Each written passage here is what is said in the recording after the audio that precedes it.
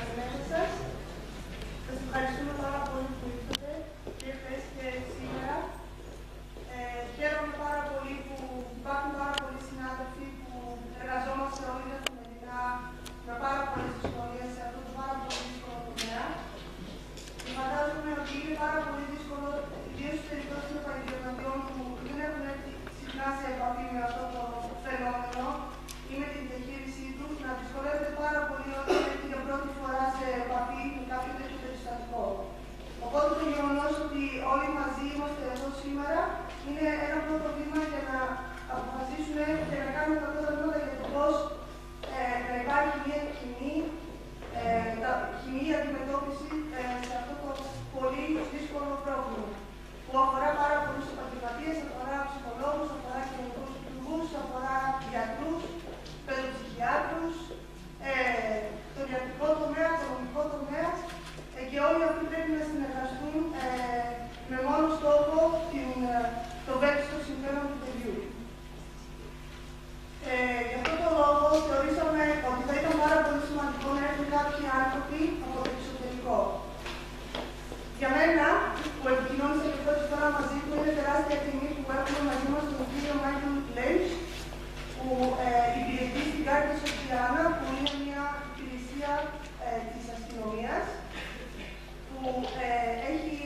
που εργάζεται με βάση την παιδική προστασία, τις θεωρίες της παιδικής προστασίας, ώστε να είναι όλοι προσανατολισμένοι στο πώς η εργασία θα προσανατολίζεται στην μη δημιουργία περαιτέρω βλάβης στο παιδί, που είναι κάτι για το οποίο όλοι φαντάζομαι προσπαθούμε, γιατί το να έχουμε τα και να μην γνωρίζουμε πώς να τα διαχειριστούμε, πολλές φορές μπορεί να φοβόμαστε ότι μπορεί να κάνουμε κακό, παραπάνω κακό, είτε στην οικογένεια είτε στο παιδί. Και είναι ο άνθρωπος ο οποίος έχει κάνει πάρα πολλή εργασία για τη χάραξη της πολιτικής της αστυνομίας σε σχέση με την παιδική σεξουαλική κακοποίηση, τόσο την πραγματική όσο και αυτή στο διαδίκτυο.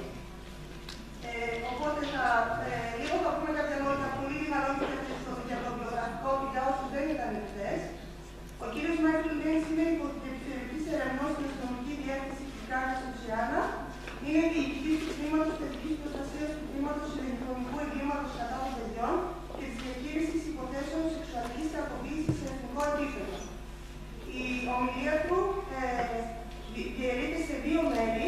Το πρώτο μέρος αφορά την αποπλάνηση και τη σεξουαλική εκμετάλλευση των παιδιών, που αποτελεί μια εμβάθυνση της χθεσινής του ομιλίας. Και το δεύτερο μέρος που θεωρώ ότι είναι πάρα πολύ ενδιαφέρον είναι η συνέντευξη για τη σεξουαλική κακοποίηση σύμφωνα με το μοντέλο συνέντευξης της Verianet.gr. Επομένως, θα τον καλέσουμε να.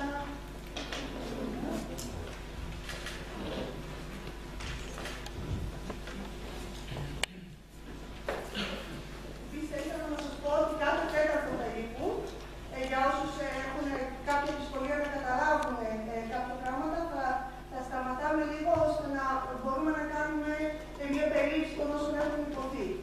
Και στο τέλος μπορούμε να, αν κάτι δεν έχει γίνει κατανοητό, μπορούμε να βοηθήσουμε στην περαιτέρω εξήγηση. Ευχαριστώ. My name is Michael Lynch. I'm from the Garda Síochána. In Ireland, our main language really is English, but officially in law, our first language is Irish or Gaelic. So the name of our organisation, our police force, is on Garda Síochána, and that's the Irish for Guardians of the Peace. When I talk about a police officer in Ireland, I call the police officer a Garda, which means guardian. Would you like to translate that to you? Στην Ιρλανδία η πρώτη γλώσσα θεωρείται η πρώτη επίσημη γλώσσα η γαλλική, η Ιρλανδική, και το Verianet.gr σημαίνει ο φρουρός της ειρήνης. Επομένως, αυτή είναι η φιλοσοφία που πρέπει να διέπει την πρακτική της αστυνομίας. Thank you. As you can see, Theodore is going to translate for me. Every so often I will stop and Theodora will give a summary of what I say in Greek. So I won't stop after every slide, but if you need something explained that's too complicated, if you put your hand up, Theodora can explain it. Is that okay? Okay, so what I'm going to do is, I have to do part 2 of the grooming presentation, and then I'll talk about how we interview particularly sex offenders. We have an interview model that we use for all suspects, but I have tailored it to talk about sex offenders, how we interview sex offenders. So when I just started grooming, what I'm going to do with the grooming is talk about the law in Ireland, how it has developed from the first piece of law that we had for grooming to what we have today. Then I'm going to talk about how grooming is done. There are 5 stages of how somebody grooms a child, and I'll talk about that and explain how it becomes a crime in Ireland from the laws that I talk about. Okay, so in 2007, a new offence was created of meeting a child for the purpose of sexual exploitation. And how this offence was created explains how little we knew about grooming back in 2007. The offence was to meet a child after communicating with the child on 2 occasions. And when this was put into law, it was called the grooming offence. But the grooming had already happened. It was over because this person, usually a man, was already going to meet the child. So the grooming was well and truly finished. In 2017, with new law, it was changed to just 1 communication. I don't know why they put 2 in, because once there's 1 communication, that's grooming. In 2008, the law was changed again. By accident, a Human Trafficking Act was produced in Ireland, and it changed the definition of the sexual exploitation of a child to include inviting. Inviting is the most important word, because once you ask a child to do any of this, you commit a crime in Ireland. So if you ask a child to engage in prostitution or to produce child pornography, it's a crime. If you ask them to engage in any sexual act, it's a crime. So, as part of the grooming process, a man over the internet might ask a child to masturbate. That's a crime. And if you invite a child to observe any sexual, indecent or obscene act, it's a crime. So if somebody sends an adult pornography picture to a child, that's a crime. So from 2008 we had this crime, and it made it a lot easier for us to investigate grooming of children, because that's how the grooming begins really, is when people start sending images to children or asking them for images or asking them to engage in sexual activity themselves using the phone or over the internet.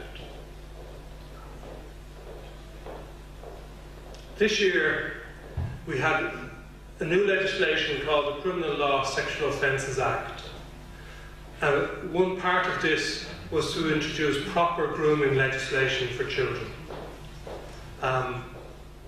It's to fulfil the 2012 EU directive on combating the sexual abuse of children and the sexual exploitation of children, including on the internet. So the first offence, there's a specific offence to invite a child to touch themselves sexually or to touch any other person sexually. It doesn't matter whether you do that over the phone, on the internet, or when you speak to them personally in a room. It's all the same. If there's any sexual activity in the presence of a child, that's an offence as well, it's a crime. Causing a child to watch sexual activity, such as pornography, is an offence. There's a new offence of meeting a child for the purpose of sexual exploitation. And what has happened now is that crime of meeting a child for the purpose of sexual exploitation, it doesn't matter whether the offender is in Ireland or New Zealand. If it's an Irish child, he commits an offence. If an Irish citizen arranges to meet a child anywhere in the world, it's a crime in Ireland and we prosecute them in Ireland. And the last offence, which is probably the best crime that we have now for dealing with grooming, is the use of ICT, information and communications technology, which is phones or internet, to facilitate the sexual exploitation of a child. So the child doesn't have to be sexually exploited. If we can prove that the purpose of the communication was to groom a child, then the person commits an offence, and I'll talk about that again in a while. Do you want to translate stuff there? Yes.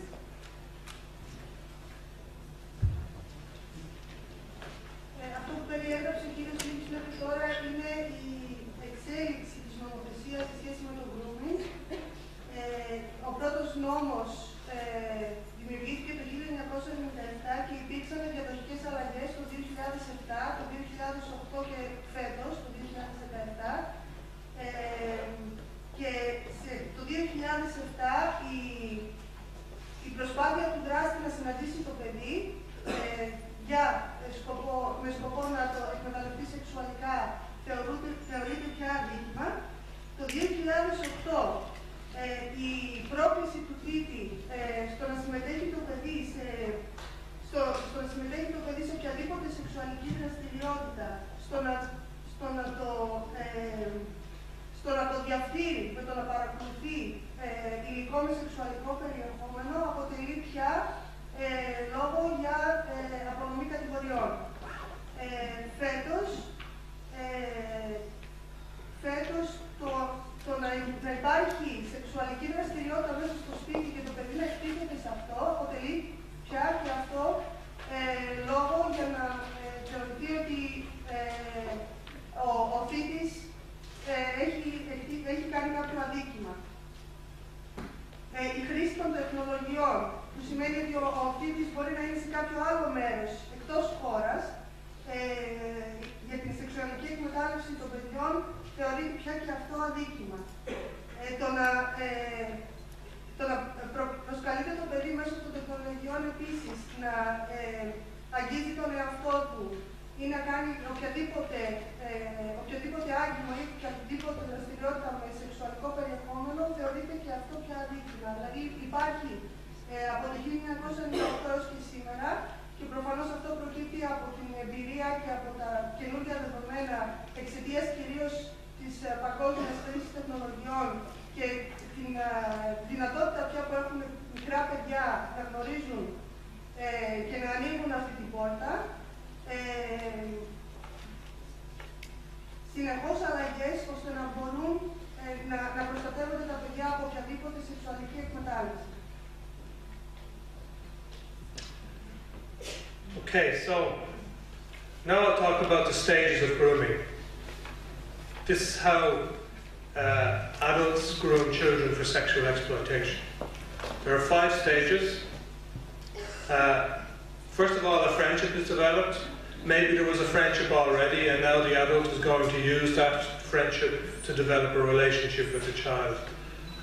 Or someone on the internet starts to develop a friendship and then it develops into a relationship with the child. When the relationship is developed, a lot of adults have a risk assessment to make sure they don't get caught.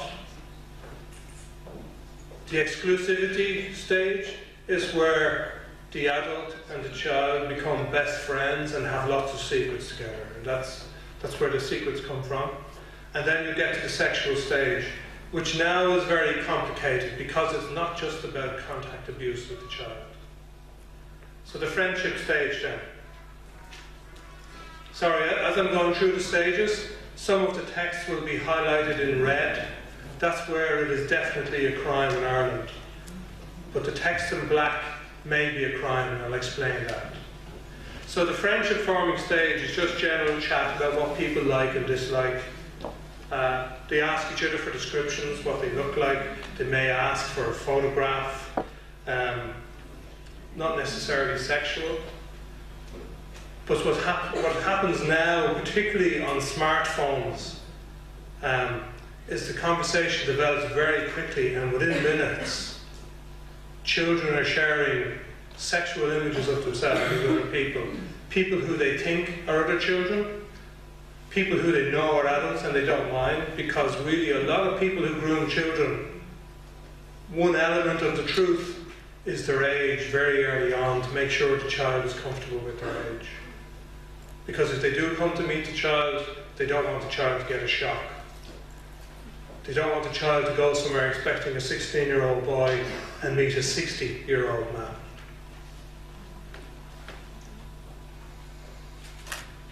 man. When it comes to the law, the problem with the friendship forming stage is this is the way people become friends. And that's what makes grooming so sinister. Is lots of people use these methods just to become friends with each other. When people interact together and not on the phone and the internet, this is how people talk to each other. Coaches, youth leaders, they try to be role models to the children, but they won't ask for a photograph. That's the one thing they won't do, or should not do. If they have proper child protection procedures in their organisations, they won't ask children for photographs, phone numbers, or any of their social media accounts. But groomers will. People who groom children will do that.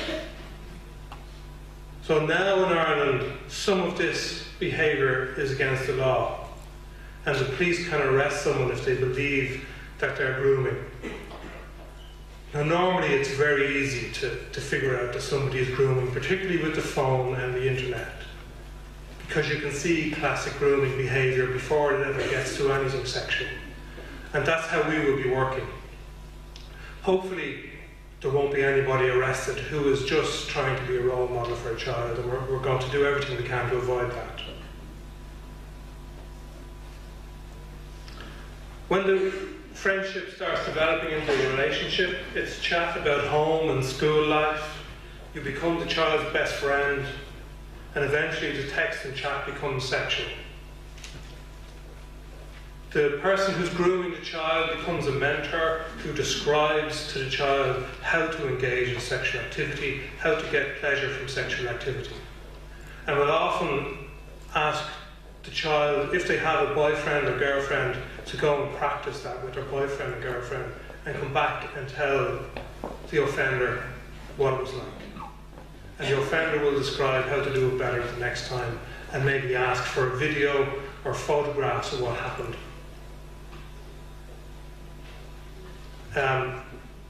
A big part of the relationship forming stage really is becoming the child's best friend. And one thing that's done in this relationship is talking about family problems, and this doesn't have to be on the internet or on the phone. It could be an uncle or a youth leader who is an offender. Will talk to the child and empathise with them if there's a bad family background, if there's a dysfunctional family background. And they nearly become the parent of the child, and the child loves them as a parent or as a role model.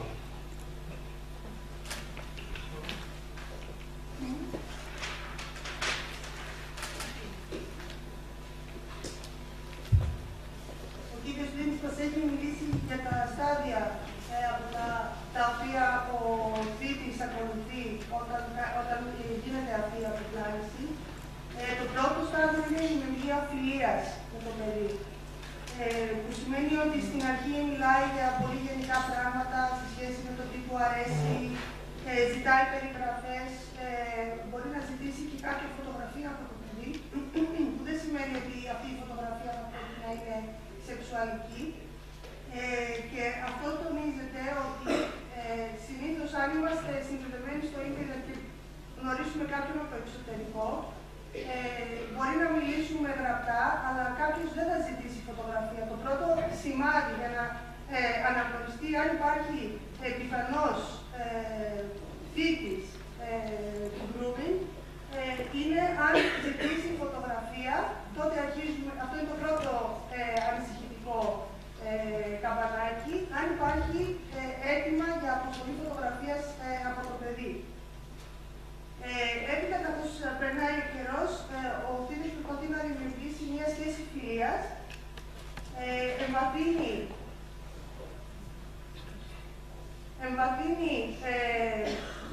προσπαθεί να εμβαθύνει σε πληροφορίες που έχουν σχέση με την καθημερινότητα του παιδιού, προσπαθεί να γίνει ο καλύτερος φίλος του παιδιού και εκεί μπορεί κιόλας να καταλάβει αν το παιδί έχει υποστηρικτικό πλαίσιο και αν νιώσει αυτή τη λειτουργία ή αν το παιδί αναφέρει ότι δεν έχει πάρα πολύ στήριξη, ο δράστης μπορεί για ένα διάστημα να γίνει ακόμα και ο μέντορας του παιδιού, να είναι αυτός ο οποίος υποτίθεται πως στηρίζει το παιδί.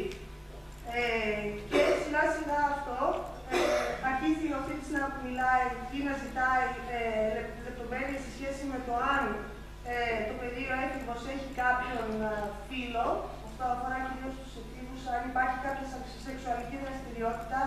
Ρωτάει πώς ήταν αυτή η εμπειρία της σεξουαλικής δραστηριότητας με τον έφηβο φίλο του και μπορεί να πάρει πληροφορίες για το πώς θα μπορούσε να γίνει αυτή η δραστηριότητα καλύτερη και πιο απολαυστική.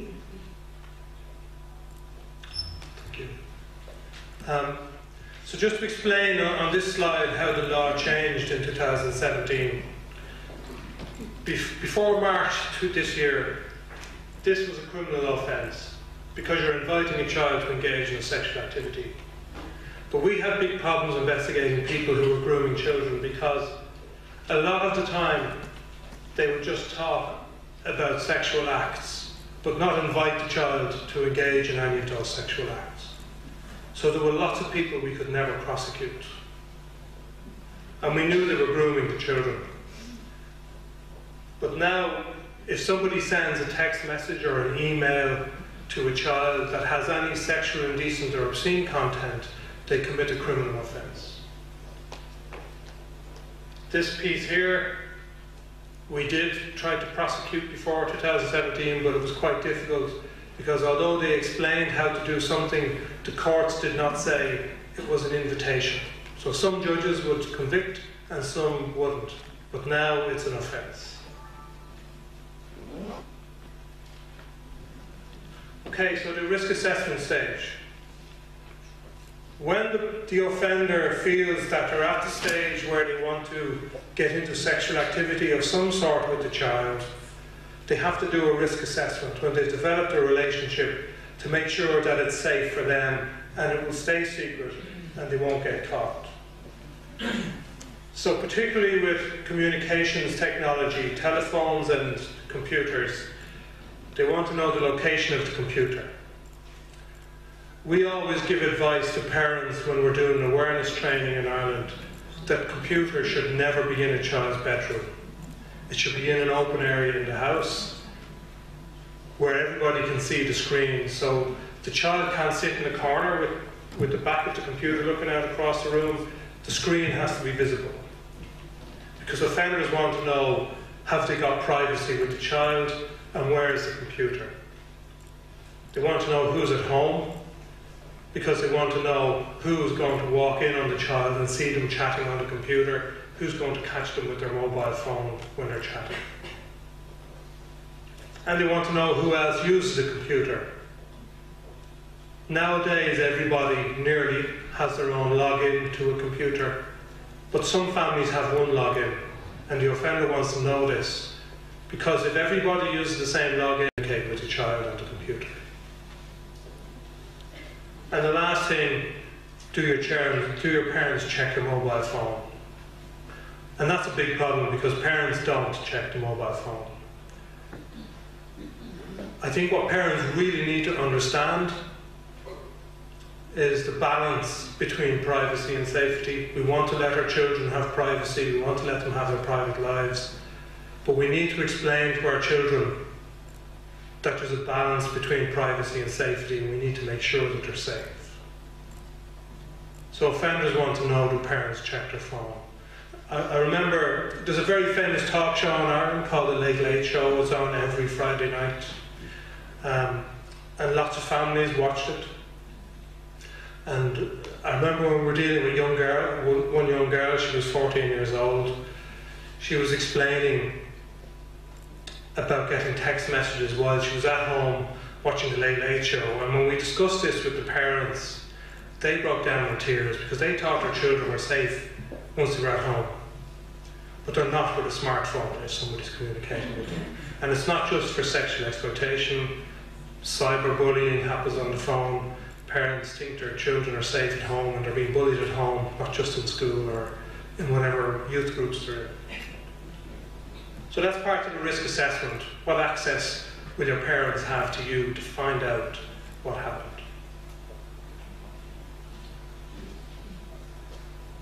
Then the offender tries to make it all very exclusive.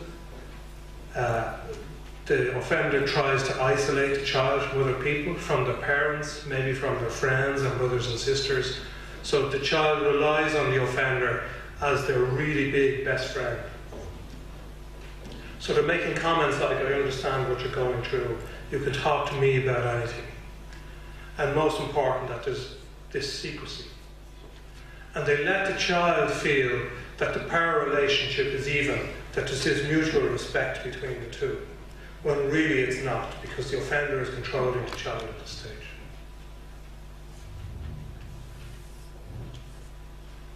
So I've broken the sexual stage down really. There's 3 different types of sexual, and then there's a damage limitation stage, which is going back to a risk assessment. I'll talk about that at the end. So we have 3 different types of sexual stage then. A is where the adult sends adult pornography to the child, or child erotica material. That's child material that is not child pornography, maybe children in swimsuits.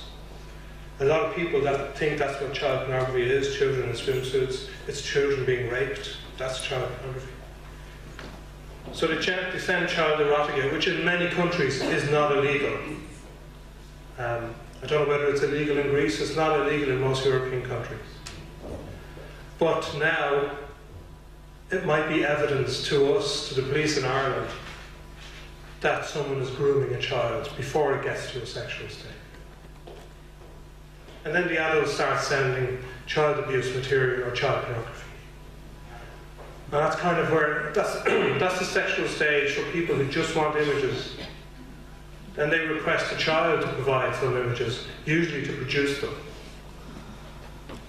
And very often it's the child in the bedroom on their own, engaging in sexual activity, masturbating, taking photographs of themselves in the mirror, naked, with a mobile phone. And that case of that girl that I talked about with the phone, after a while, the offender asked this girl to take photographs of her 9-year-old sister in the bath. And they get children to abuse themselves with implements, hairbrushes and so on. In Ireland, with strangers, this is more common than actual contact abuse, looking for images like this. That's what we find all of the time. With people who are known to the children, it's the other way around, it's the contact abuse. But this is what gives offenders the opportunity to stay strangers. It keeps them anonymous. The child never gets to see who they are, so the child can never identify them to the police. But computer technology, telephone technology, and the internet is a much better way of identifying people than asking a child to pick someone out in an ID parade. And the offenders either don't seem to realise this, or they are just so driven by their sexual needs that they don't care and they will try and do this. Because like the contact abuse with people that the children know, they will convince the children not to tell, and it's easier. And I'll come back to it when I get to the damage limitation. The other sexual stage then is fantasy enactment, cyber sex or telephone sex. And what this really is one or both people maybe masturbating, they're both on the telephone talking to each other and describing how it feels. There's a perception of mutuality. The child feels that they're on the same level as the offender when this happens. fantasy enactment and the production of images can then include subtle blackmail or coercion. And that's where it becomes very sinister. So to contact sexual offending, that's very simple. It's meeting a child for the purpose of sexual exploitation, and then rape, defilement, sexual assault, whatever your offences are called in Greece.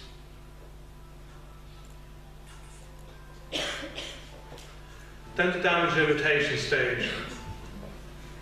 So very often there's positive encouragement and the child is praised for what they do. The whole idea of the damage limitation stage is, one, to try and not be detected, to make sure the child doesn't tell, and two, to keep the child interested so the child will do more later.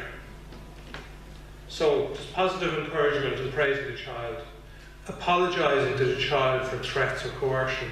So sometimes to get images or videos from the child, there'll be threats made that I'm going to put all of this information on Facebook and everyone will know what you're doing, and then the child will give the images. And the offender then will apologise for the threats and say, I felt you really needed to do that, so I had to push you a bit harder. And it brings the child back again. When I'm talking later on about interviewing sex offenders, sometimes we have robust interviews. We can't threaten, we can't offer anything to the offenders. But as one judge said once in a challenge to how we interview, he said, well, he wasn't invited in for a chat and a cup of tea. It was going to be a robust interview. So we can do that. And it's the same as the threats that the offender makes to the child. When we finish our interview, you'll see later on, we try and bring the offender back from the robust interview to get them to like us again, so they'll talk more. Okay, so there's threats. The offender will tell them they love them, that this is our secret. So that's kind of how it goes with grooming. Just going back to the images, a big part of grooming children by strangers now is the collection of video and images of children engaged in sexual activity. With that child that I was talking about, this guy that we were investigating, we couldn't identify him. He was using a telephone and it was a prepaid or unregistered phone. Do you have those in Greece? Yeah. So we couldn't identify him, we were having problems. And he asked the child for a telephone number of one of her friends so he could start on the friend. So we got a phone, we gave the number, and we started communicating with the man. And we tried to meet with him. And we were being as simple as possible, so he asked us to meet, and we kept saying yes. He never turned up. He kept apologising for not meeting. He kept looking for more and more images. Eventually we found him from the information he used to top up his phone to pay for more credit. And there was CCTV in the shop when we found him. His intention was always to collect videos. The option or the opportunity to meet for the child was to keep the child interested. And he could get more images doing that. And then he looked for images of her younger sister, and then he looked for a phone number of her friends, so we used that and we found him, and that's what he told us. He was looking for videos and images and had no interest ever in meeting the child. And he had 12 different telephones where we searched his house, and this child had been communicating with another man who turned out to be the same man using a different name.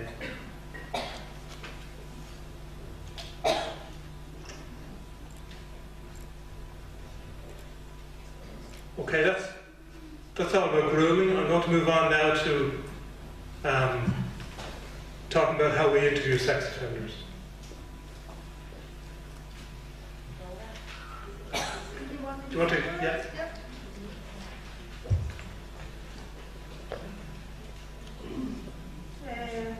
Ο κύριος Λίνκ προχώρησε στην περιγραφή του τρίτου σταδίου στο οποίο προβαίνει ο θήτης, που συνήθως είναι η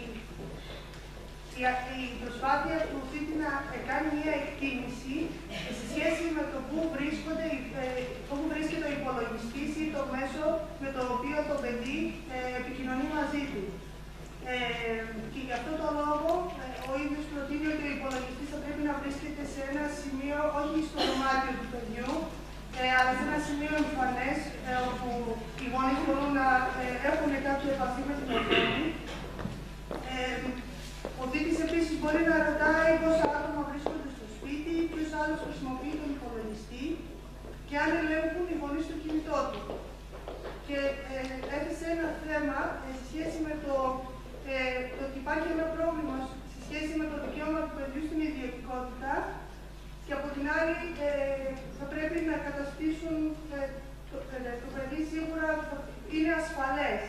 Επομένως υπάρχει ένα πρόβλημα σε αυτή την περίπτωση, γιατί υπήρχαν πάρα πολλές περιπτώσεις στις οποίες γονείς έμαθαν, ενώ το παιδί ήταν κάθε φορά στο σπίτι, ήταν ελεγχόμενο, τηρούσε τα ωράρια. Οι γονείς έμαθαν ότι το παιδί δεχόταν τέτοιου είδους μηνύματα με σεξουαλικό περιεχόμενο και όταν τους πληροφόρησαν από την αστυνομική υπηρεσία ότι το παιδί είχε δεχτεί αυτού του είδους την παρενόχληση, εξέσπασαν σε κλάματα, γιατί αυτό που είπανε, το παιδί μου είναι στο σπίτι μου, νόμιζα ότι είναι ασφαλές, αλλά τελικά δεν είναι. Το επόμενο βήμα στο οποίο προβαίνει ο Τίτης είναι η προσπάθειά του στο να έχει την αποκλειστικότητα και να κάνει το παιδί να αισθανθεί ότι αυτός είναι ο μόνος που το καταλαβαίνει, ότι είναι ο μόνος φίλος που έχει. Προσπαθεί να απομονώσει το παιδί από το περιβάλλον, το αποτρέπει στο να μιλάει σε τρίτους. Του τονίζει διαρκώς ότι αυτός το καταλαβαίνει ό,τι περνάει, είναι το μόνο υποστηρικτικό πλαίσιο. Κάνει το παιδί να θεωρεί ότι βρίσκεται σε μια αμοιβαία σχέση, αλλά στην ουσία αυτός που ελέγχει αυτή τη σχέση είναι αυτός που κάνει το grooming. Έπειτα είναι το πρώτο στάδιο όπου αρχίζουν να μπαίνουν κάποια θέματα σεξουαλικά. Ο Τίτης μπορεί να στέλνει κάποια βίντεο με πορνογραφία ενηλίκων. Άλλες φορές μπορεί να στέλνει κάποια βίντεο με παιδική πορνογραφία. Και υπάρχει περίπτωση να υπάρχουν αιτήματα εκ μέρους του Τίτη, ώστε να παράγει να διανέμει το παιδί αυτό το υλικό. Υπάρχει επίσης περίπτωση να ζητάει ο δράστης από το παιδί να αγωνίζεται και να βάζει φωτογραφίες με αυτό το υλικό. Ή ακόμα ενθαρρύνει το παιδί να κακοποιεί τον εαυτό του με αντικείμενα, βιντεοσκοπώντας ή βγάζοντας φωτογραφίες από αυτό το υλικό. Αυτός ο τρόπος κακοποίησης είναι πάρα πολύ συχνότερο στην Ιρλανδία σε σχέση με την σεξουαλική κακοποίηση που σχετίζεται με την πραγματική σωματική επαφή. Στο δεύτερο στάδιο συμβαίνουν πράγματα όπως στο να περιγράφουν ότι στο παιδί και ίσως και το παιδί στο θύμα το τι συμβαίνει όταν ο ένας ή και οι δύο αγωνίζονται παράλληλα.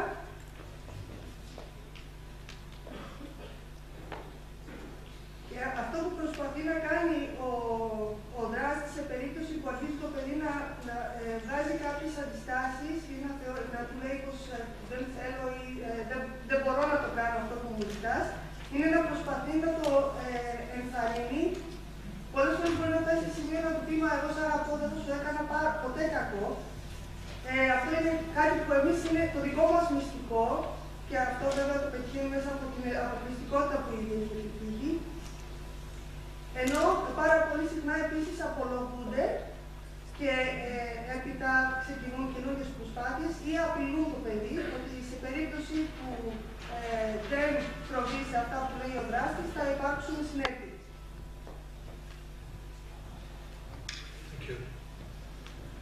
Okay, so we go on to interviewing sex offenders now. What I'm going to talk about is a model of interviewing that we have in Ireland, and I think it's similar in most European countries. Maybe it's here in Greece as well. But I'm going to tell you how we came to develop the model and a big problem case that we had in Ireland in 1997. This house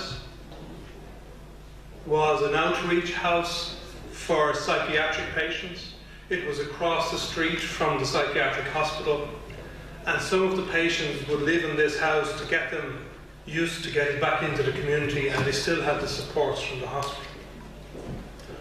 One night a man broke into the house and killed 2 of the patients in their beds, 2 women. They were very badly mutilated. Some of their clothing was removed. So we believed, or the police investigating believed, that there was sexual assault, but there was no evidence of rape. And the genitals of one of the women was very badly mutilated. It was one of the most gruesome crimes that had ever happened in Ireland. And the police had no idea who had committed this crime.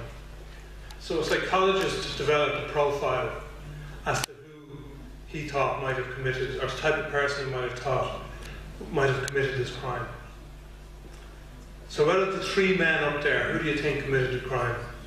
Anyone? Would anybody offer to say it was the judge? No, it wasn't the judge. The judge came afterwards. One of these 2 men committed a crime. We're going to talk about what happened and why we had to develop a new interview model. This guy is Dean Lyons. He was arrested in July 1997. It was 3 months after the murder happened. And he kind of fitted the profile.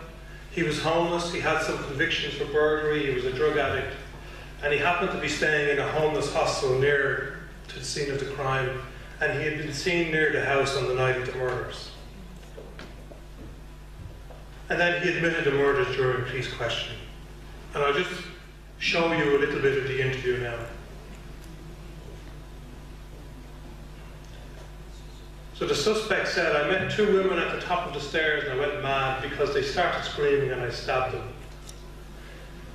So he had admitted the crime, and the Garda says to him, you're not telling the truth at this stage, is that correct? And he said, it's months ago and it's not easy to remember when you were on heroin. So he was a drug addict. Some more questions entailed, and then the Garda said, what happened when you met her? And then he said, I stabbed her a few times to stop her screaming, so he was sticking to the story.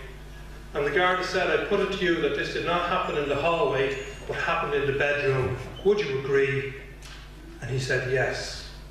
So he changed his story very quickly. Would you like to interpret that before I go on? Yes.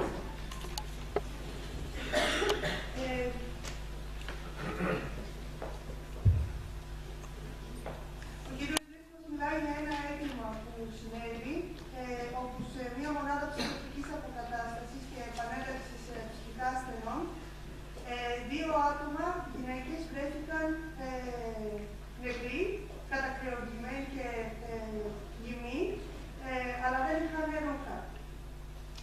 Δεν είχαν ρούχα και δεν είχαν σημάδια βιασμού. Προσπαθώντας να βρουν ποιος έκανε αυτό το έγκλημα, υπήρχαν 2 υποπτοί. Ο ένας για τον οποίο συζητάμε τώρα ήταν χρήστης ουσιών, άστεγος, και είχε γνωρίσει τη μία γυναίκα, και εδώ τώρα μας περιγράφει τον τρόπο που έγινε η συνέντευξη. Ο ύποπτος λέει ότι γνώρισε 2 γυναίκες, το βρίασε πολύ επειδή αυτές φώναζαν και τότε τις μαχαίρωσε. Και ο αστυνομικός λέει, δηλαδή, δεν μου λες τώρα την αλήθεια, έτσι δεν είναι? Και ο ύποπτος λέει, μήνες πριν, ήταν πολλοί μήνες πριν και δεν μπορώ τώρα να θυμηθώ γιατί ήμουν υπό την επίρρεια της ηρωίνης. Και τότε ρωτάει ένα αστυνομικός, τι συνέβη όταν την γνώρισες? Και ο ύποπτος απαντάει, τη μαχαίρωσα μερικές φορές, ώστε να σταματήσει να φωνάζει. Ο αστυνομικός ρωτάει, εγώ πιστεύω πως αυτό δεν έγινε στο χώρο, αλλά μάλλον έγινε στην κρεβατοκάμαρα. Συμφωνείς με αυτό? Και ο ύποπτος απαντάει ναι. Οπότε βλέπουμε ότι κατά τη διάρκεια της συνέντευξης η στάση του υπόπτου έχει αλλάξει πάρα πολύ γρήγορα. So, the problem here was that this guy said he stabbed the two women on the stairs because they were screaming, but the police knew that they were killed in their beds and nobody was killed at the top of the stairs. That was in July 1997, and when the police were finished interviewing him, he was charged with the murder of the two women. The next month, in August 1997, this man, Mark Nash, was a burglar from Dublin. He actually fitted the profile as well. He'd been arrested for a double murder in the west of Ireland, which was the stabbing of two people during a burglary. And during the interviews for that murder, without being asked about it, he admitted the murders that the other guy was charged. And he gave a lot more information that the public did not know about the murders back here in this house. He knew a lot more. This guy gave information when he made his admissions, but the police during the interview had already told him that information, so he was just repeating it.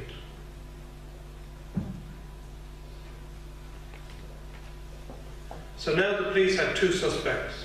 One who admitted it and was charged, and now a new suspect who admitted the two murders but was not charged. Both of them fit the psychological profile. They were both around the area around the same time as the murders in Grange Gorman in the house for the psychiatric hospital. So the investigation team was split over this. There were big rows over this, because obviously the guys who interviewed the first fella reckoned they did a good interview, and they were happy with the confession that they got. But the rest of the team had already suspected there was a problem with the interview, and when they heard about this new suspect, they started arguing more strongly that the first suspect was not the man who did the murder. So a senior Garda officer reviewed the investigation. He started to have doubts about how the interview was conducted. And the guy was still charged. He was still turning up in court charged. His solicitor raised objections to what was happening. So barrister George Birmingham, who is now a High Court judge, was asked to review the investigation, and he came up with very serious recommendations in relation to how the police should interview suspects. So that's where our interview model comes from. When they looked into it more then, they did a psychological and a psychiatric assessment of the first suspect. And they found he had a moderate learning disability, an IQ of 70. He was described as attention-seeking, prone to exaggeration, suggestible and open to leading questions. If I just go back to here, he'd already told them one story, and he was asked a very leading question that made him change his story. I put to you that this did not happen in the hallway, but in the bedroom. Would you agree? And he said yes. And what we know from interviewing children and people with an intellectual disability or a learning disability is when you ask them a leading question, the usual answer is yes. You could ask them anything, and some children and some people with intellectual disabilities will say yes, because they think that's what you want to hear.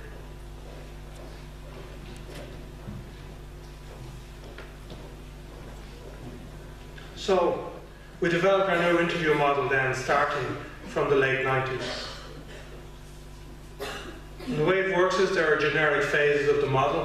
What that means is we have one model for interviewing. It doesn't matter whether we're interviewing the victim of a crime, a witness, or a suspect. We might do the interviews a little bit differently for each of them, but we use the same interview model. We have to have specific considerations for each interview subject, and I'll talk about that in a second. And we have to have a competency framework for the interviewer certification. So we have to retrain people in interviewing and make sure they were properly certified, and they have to be re-examined every so often. So the phases of the model, very important part is planning and preparing for the interview. At the time in 1997, police officers could be told, maybe this happens in Greece as well, police officers could be told to go into an interview. Let's say someone's arrested directly after a murder, we don't have much information. 2 police officers will be sent in to interview the suspect and told, just run him for 2 hours and see what you can get out of him. That's it, because they had no information. There was no planning and preparation done. So this is a really important part, planning and preparation. First contact is important. I'll go through how we're supposed to plan and prepare for that. Rapport is the most important part of the interview process. If you don't have rapport with someone, you won't get them to talk to you. Just like if you don't groom a child properly, you won't get them to do what you want them to do. Then we move on to the account of knowledge, which is getting all of the information as much as we can out of the interview subject, whether it's a victim, a witness, or a suspect. And later on then we assess the interview, we try to corroborate whatever information has been given and challenge anything that we believe are lies or inconsistencies. And a very important part of the model also is closure, how you close the interview.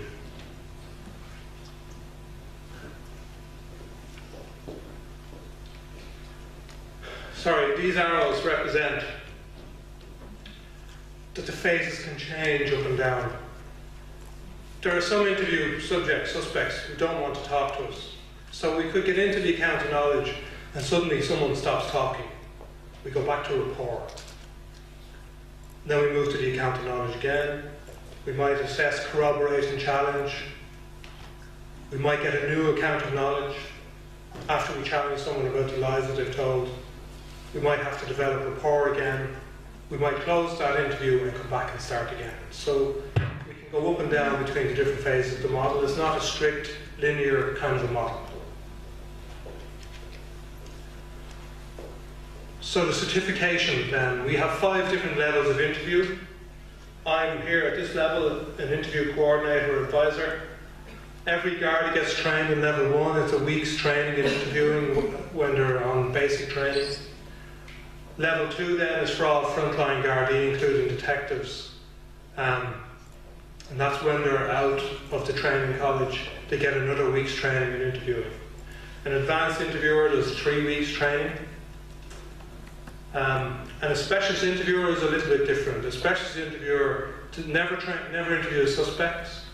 Their role solely is to interview children and people with intellectual disabilities. And they get a special training for that. They have a slightly different model to the one that's used for everyone else. There's an awful lot of rapport building using that. And I'll tell you why specialist interviewers shouldn't interview children.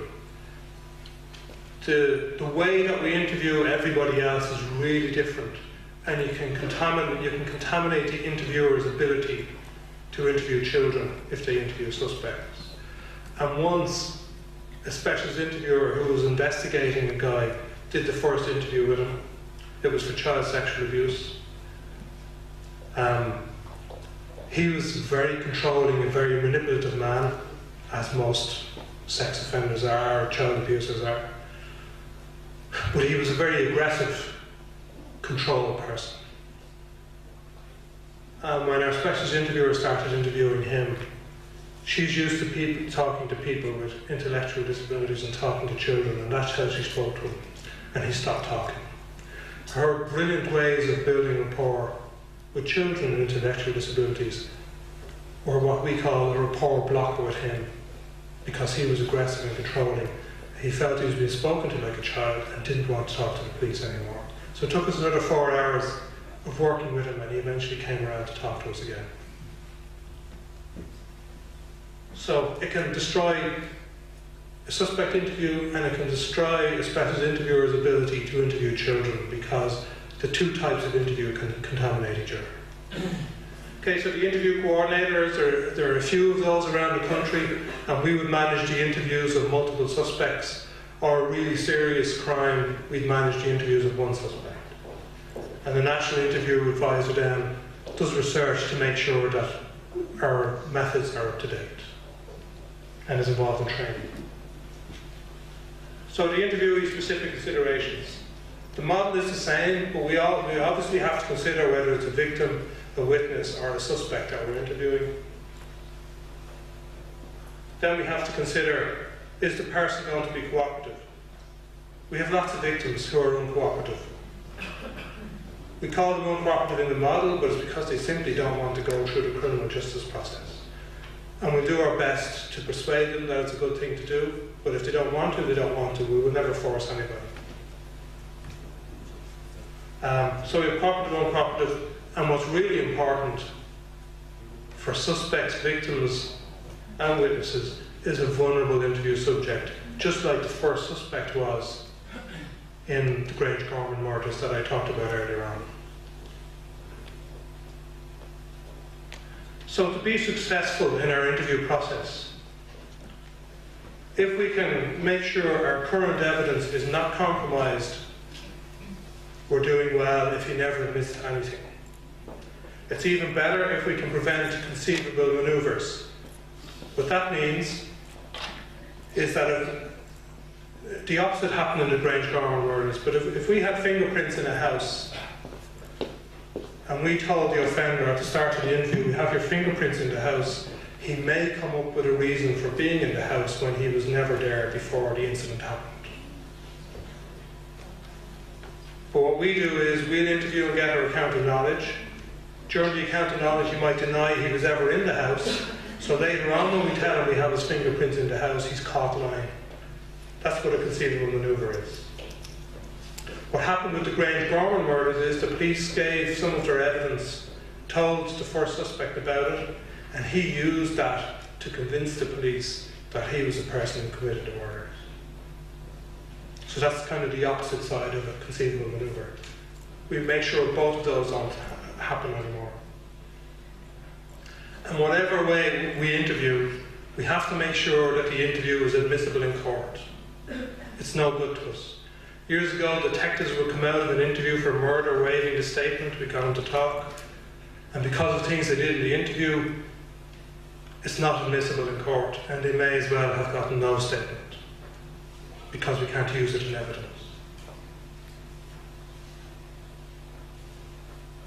Okay, so just to summarise the model then, and I'm going to go into each section of the model and see how it works with sex offenders.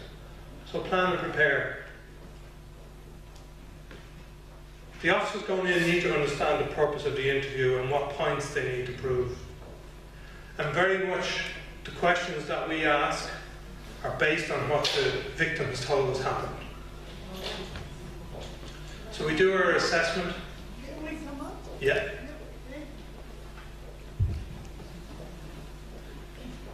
Οπότε κατά τη διάρκεια των ερευνών του εγκλήματος το οποίο πραγματοποιήθηκε, οι ειδικοί αστυνομικοί είδαν ότι κάτι δεν πήγαινε καλά στη συνέντευξη και αυτό επέτρεπε στους υπόπτους να μπορούν να αλλάζουν αυτά που λένε πάρα πολύ συχνά, επειδή η συζήτηση η οποία γινόταν από τους αστυνομικούς, ο τρόπος της συνέντευξης ήταν πολύ κατευθυντικός.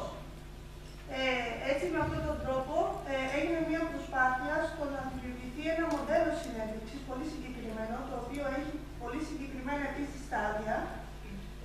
Το πρώτο στάδιο είναι ο σχεδιασμός και η προετοιμασία μιας συνέντευξης. Που σημαίνει ότι οι αστυνομικοί θα πρέπει να πάρουν όλα τα στοιχεία που έχουν στη διάθεσή τους, είτε για τα γεγονότα, για το έγκλημα, για τον άνθρωπο με τον οποίο έχουν να κάνουν. Είναι πάρα πολύ σημαντική η πρώτη επαφή. Έπειτα, για να μπορέσουν να βγάλουν οποιασδήποτε παραπάνω πληροφορίες, θα πρέπει να δημιουργήσουν μια συμμαχία με τον ύποπτο, γιατί είναι αλλιώς πάρα πολύ δύσκολο να πάρουν τις οποιασδήποτε πρόσθετες πληροφορίες, που η λήψη των πρόσθετων πληροφοριών είναι το επόμενο στάδιο.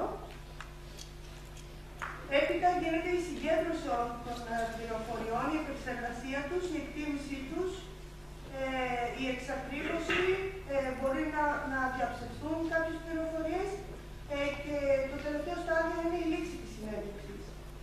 Αυτό επίσης που αναφέρθηκε είναι ότι μπορεί να υπάρχει εναλλαγή μεταξύ των σταδίων, δηλαδή κατά τη λήψη πληροφοριών, αν υπάρχει ένας αστυνομικός και ένας ύποπτος, ο ύποπτος μπορεί απλά να σταματήσει να μιλάει. Και αυτό είναι πολύ δύσκολο. Οπότε αυτό το οποίο θα κάνει ο συνεντευτής είναι να γυρίσει πίσω στο στάδιο της συμμαχίας, ώστε να μπορεί να προχωρήσει διαδοχικά μέχρι και την λήξη της συνέντευξης. Και για αυτόν τον λόγο, για να θέλει πολύ συγκεκριμένη εκπαίδευση αυτός ο άνθρωπος που θα εφαρμόσει αυτό το μοντέλο συνέντευξης, και για αυτόν τον λόγο έχουν δημιουργηθεί πάρα πολλές διαβαθμίσεις σε σχέση με το επίπεδο εκπαίδευσης.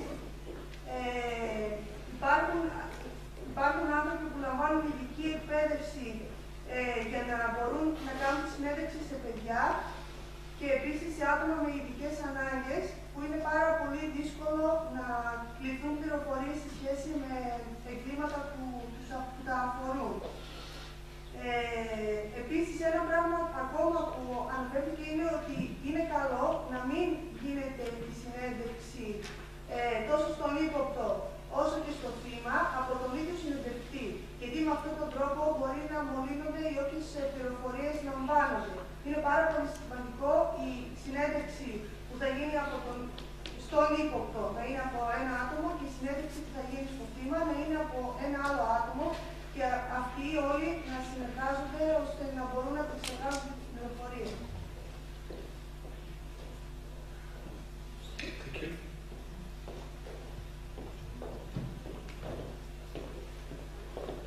Okay, so the interviewers have to understand the purpose of the interview. For serious crime, I was talking about the levels of interview. We use a level 3 interviewer, that's an advanced interviewer. And it's important that we use them for the more serious crimes, and all sexual crime is considered to be serious. But they might not work in a sexual crime unit, they might work in a regular detective unit. So a lot of work needs to be done sometimes to get them to understand what points they need to prove for the criminal offences that we're investigating, if they're sexual, and to understand the purpose of the interview. We do an assessment of the subject type, and I was talking about the different types of interview subject, whether they'll be cooperative, uncooperative, or whether they're a vulnerable subject. And if people have been arrested before, we will get the videotapes from previous interviews to figure out what they do in an interview. Some people will say no comment, it's a very difficult interview. This model, there's no interview model that works if someone is going to say no comment. But other people will try to talk their way around the incident and come up with reasonable excuses for their presence in places. Some people would admit it, so we try and figure out what type of person we're going to be interviewing. And then we consider whether or not the suspect will be arrested or it's a voluntary interview. A voluntary interview will be in a police station on video camera. The solicitor can be present. The solicitor can be present when they're arrested also. But the big difference is if we arrest somebody and detain them, we have 24 hours to interview them, and that's it. We've no more time. So if and some people, usually high profile people, will offer to do a voluntary interview, so it's not in the newspapers that they've been arrested. And we say fine to that, because if we need more time and they say no, they're not going to interview anymore, we can still arrest them later. So it gives us more time. At the moment, we have a big investigation on for a school teacher who was a very high with primary school children, 10, 11 years old. He would get them to engage in, I suppose, low-level sexual activity with each other. He would play a game called Spin the Bottle. Do you play that in groups? He would play that in the classroom, Truth or Dare, and he'd dare the children to kiss each other, and he'd tell them to put the tongue in, 10 and 11-year-olds. And there was other things. He actually engaged in some contact abuse. So we've been through 3 classes of school children so far, and we have 18 victims who have come forward. But that means we've interviewed 90 people, all of the teachers in the school, all of the parents that are still alive. They're all adults now. So 24 hours was never going to be good enough to interview him, and he offered to go voluntary. And we met him 3 times and interviewed him, And we did a lot longer than 24 hours, which was great for us. We got through everything. So that's why we have an option of voluntary interview as well. We usually arrest, but on some occasions we don't.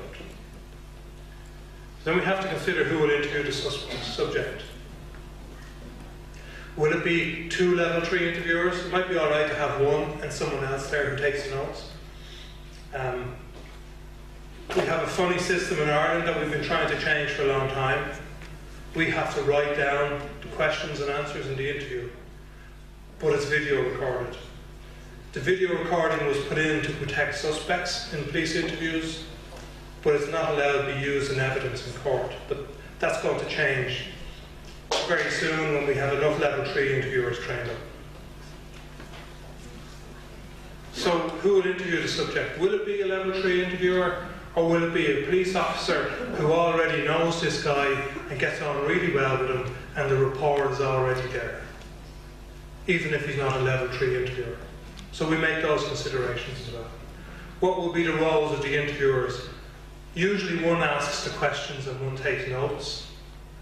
But if there's a good partnership, they can both interview at the same time and they can coordinate the interview and one of them takes the notes. So we consider how that's done.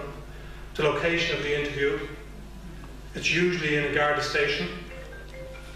But which Garda station is it going to be? This guy is high profile, so we have to be careful with the Garda station he picked. So he could go where nobody knew him or where nobody would be bothered. We went to a very busy Garda station where people would take no notice of someone coming in and out. Because we don't want this getting into the media. It already did when we got the initial complaint, because a friend of one of the victims told the journalist, and the police were accused of leaking it to the media. But we don't want that, because the victims are very easily identified. If everybody knows it was this school teacher and school children were his victims, everybody's going to know who were the victims. Okay, so location interview is possible. It's important for our interviewers to visit the scene. So when we're talking to the suspect about this classroom, there was a little corridor behind the classroom sometimes that he used to put 2 children into. And it's important that the police officers go to the scene so that they know exactly what they're talking about during the interview. We have to plan and prepare for producing exhibits. In a lot of cases we might have phones, computers. If it's someone who takes trophies, we might find some of the child's underwear in his house. And we have to consider when we're going to produce that, and I'll come back to that later. We also have to plan and prepare for what happens with the solicitors or the lawyers who represent the suspect. A policeman's best friend is a defence lawyer. But what we're trying to do with police can be hostile to defence lawyers, and defence lawyers can be hostile to the police. But we're both doing our job, and what we're trying to convince our interviewers now when we're training them is to treat the solicitors or the lawyers with respect. It's an important part of building rapport with your suspect is building rapport with the solicitor as well. And the solicitor is less likely to interrupt the interview if you get on well with the solicitor. We have to make sure that the account we get is consistent with what we already have. So, the interviewers need to know what was said by the victim, what happened at the sexual assault treatment unit, what evidence do we have from there, what do doctors, psychologists and counsellors say about the victim and the suspect. Are there any other witnesses, and what do they say to corroborate what the victim has said? And what do family and friends say? So very often when we arrest somebody, we try to interview his partner, his wife, or her husband, or boyfriends, girlfriends, while the suspect is in custody, so that they can't collaborate on what they're going to say. So what other information is already known then? From the scene of a crime, do we have anything? Do we have any DNA evidence? If we do, we have to get his DNA during the interview process. What has come from the SAT examination? What do we have on phones, CCTV, computers? all of that, the interviewers have to be aware of all of that before they start the interview. So then we have to consider the subject. Is he going to be cooperative or uncooperative? Is he a vulnerable suspect? Some of our suspects can be children. They might have intellectual disabilities themselves or mental health issues, and we have to be prepared to deal with all of that. Our school teacher was a diabetic, so we had to make sure that he had proper breaks to have a meal. So if you have got a vulnerable suspect, then is a parent or guardian required? Even if it's an adult with intellectual disability, if there's a parent or guardian who looks after them, we might let them into the interview along with the solicitor as well, because they need that extra bit of support. And it's usually someone who understands the intellectual disability. Solicitors won't necessarily understand that, so it's someone who understands the intellectual disability. And sometimes they help us. They might explain to us that the way we're asking the questions he won't understand, can't answer it, so we can rephrase the question. And if it's foreign national, if it's someone from Greece, do we need an interpreter? Do we have to worry about any cultures or customs from that person if they're an immigrant into the country? And what's going to happen with the solicitor is also important. In some cases, the solicitor will sit in on the interview. In some cases, they will just advise their client and go. So the first contact, and this is really where our rapport building begins, and that's why sometimes it might be better that it's a police officer who already knows the suspect. Sometimes it's not, because they don't get on, there's hostility. So who will make the first contact and how? And that's really about being present for an arrest. We have to consider whether the interviewers will be present for the arrest or not. If it's going to be what we call a hard arrest, where we use, say, a SWAT team for someone who we think has firearms, usually the interviewers don't go, because that's a bad experience for the person who gets arrested. It usually upsets their family, and so on, so we don't want the interviewers to be associated with that.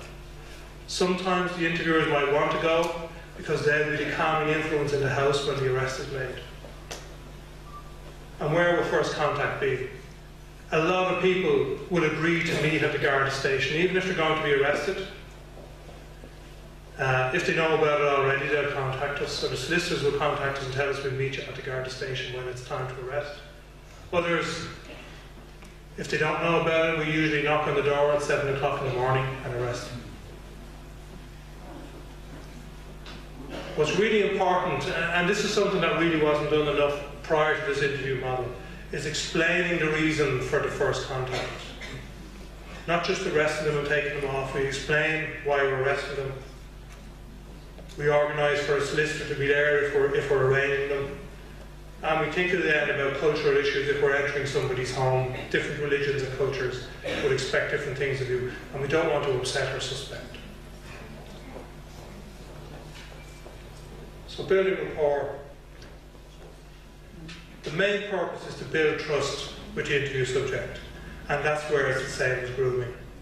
We want to build trust with them. By the end of the interview process, they might see what we've done as a betrayal of trust because we've got them to admit to crimes. But another part of building rapport is that if we don't know already, maybe we can establish the cognitive ability of the suspect and see if they're vulnerable. During rapport, we will talk a little bit about the crime, but not really much at the start. We'll talk about things that are peripheral to the crime, don't really matter to the crime, and then eventually lead into the incident to talk about it. And that's how we're preventing concealed manoeuvres. We start talking normally about the crime, and hopefully they'll give us information that we can prove is correct later on with evidence, or we can prove is a lie. We explain the procedures to them, how the interview is going to work, how the detention is going to work, how long they'll be there. Another important part of building rapport is to identify hooks or links to the account of knowledge. So he may say something during the interview when we're trying to build rapport with him about the incident, and that gives us a way to drift into talking about the incident. We establish a baseline behaviour with him. First of all, sexual offenders, particularly people who abuse against children, believe that they're a good person. And it's that belief that they try to get across to other people to groom the child and to groom the family and the community, that they're a good person. So it's something that we try and use against them in the interview, that they are good people. It helps us build rapport with them. And we also have to consider, apologies, I won't do that again. We also have to consider, is the suspect grooming us during the interview? Because they tend to be very nice people. They try to give the impression that they're helping us with our inquiries and they're doing their best to tell us everything they know about this. For the poor child who's abused, God knows who did it. That's the way some of them come across, and they do their best to help us. And then we have to think about cognitive distortions. I'll talk about those in a second. Do you want to? Someone? I'll keep going? Okay. Okay, so cognitive distortions. And I know there's a good few psychologists here who know what they are. What a cognitive distortion is that when we have values and beliefs and our behaviour is opposite to the values and beliefs. And the way I describe this to police officers is, at one end of the scale, the police officer knows that it's wrong to strike a prisoner. And sometimes they do it out of frustration and it's wrong. And that makes you very uncomfortable psychologically. And you have to change it. To shorten the gap, you have to change something. You can't change your behaviour because it's already done. So you have to change your values and belief. And the police officer might justify, well, he was causing trouble, I had to hit him. So he shortens the gap. Then he does it again, well, he deserved it. And eventually they meet and he has no problem hitting people anymore, striking prisoners. The same goes for our sexual abusers. They know it's wrong, but they convince themselves that it's okay, and I'll go through some of the cognitive distortions now that offenders have in relation to it. Okay, so these will be some of the cognitive distortions that offenders develop about children. That they're competent sexual beings, willing sexual participants. They're described as sexually provocative or seductive, so they are blamed for their abuse. Children that ask about sex want to have sex. And we heard yesterday from Elizabeth, I think, about how children behave when they were sexualized. Was that true? So offenders will use that. When they see children exhibiting sexualized behaviour, they believe, well, this child wants to have sex with me. They convince themselves that. Having sex with a child is a good way for an adult to teach a child about sex. And I'll give you an example of this. About 5 years ago, we investigated a case of a young 14-year-old boy who, well, he was gay. At the time, he was exploring his sexuality, whether or not he was gay. And I suppose the problem for young teenagers who are homosexual or starting to understand that they're homosexual is that they can't hang around with their friends and hold the hands of a boyfriend the way a boyfriend and girlfriend can. It's easier now, I think, in Ireland, but back in 2007, that would have been frowned upon. So that makes young children who are homosexual, who are gay, very susceptible to child abuse.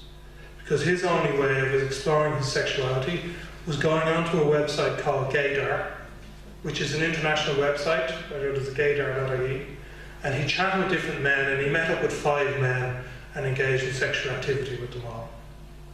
One of them was a school teacher, and they were going to have sex. So the school teacher allowed the boy to bugger the school teacher, but the school teacher didn't do that to the child, because he felt that he was helping the child learn about sex.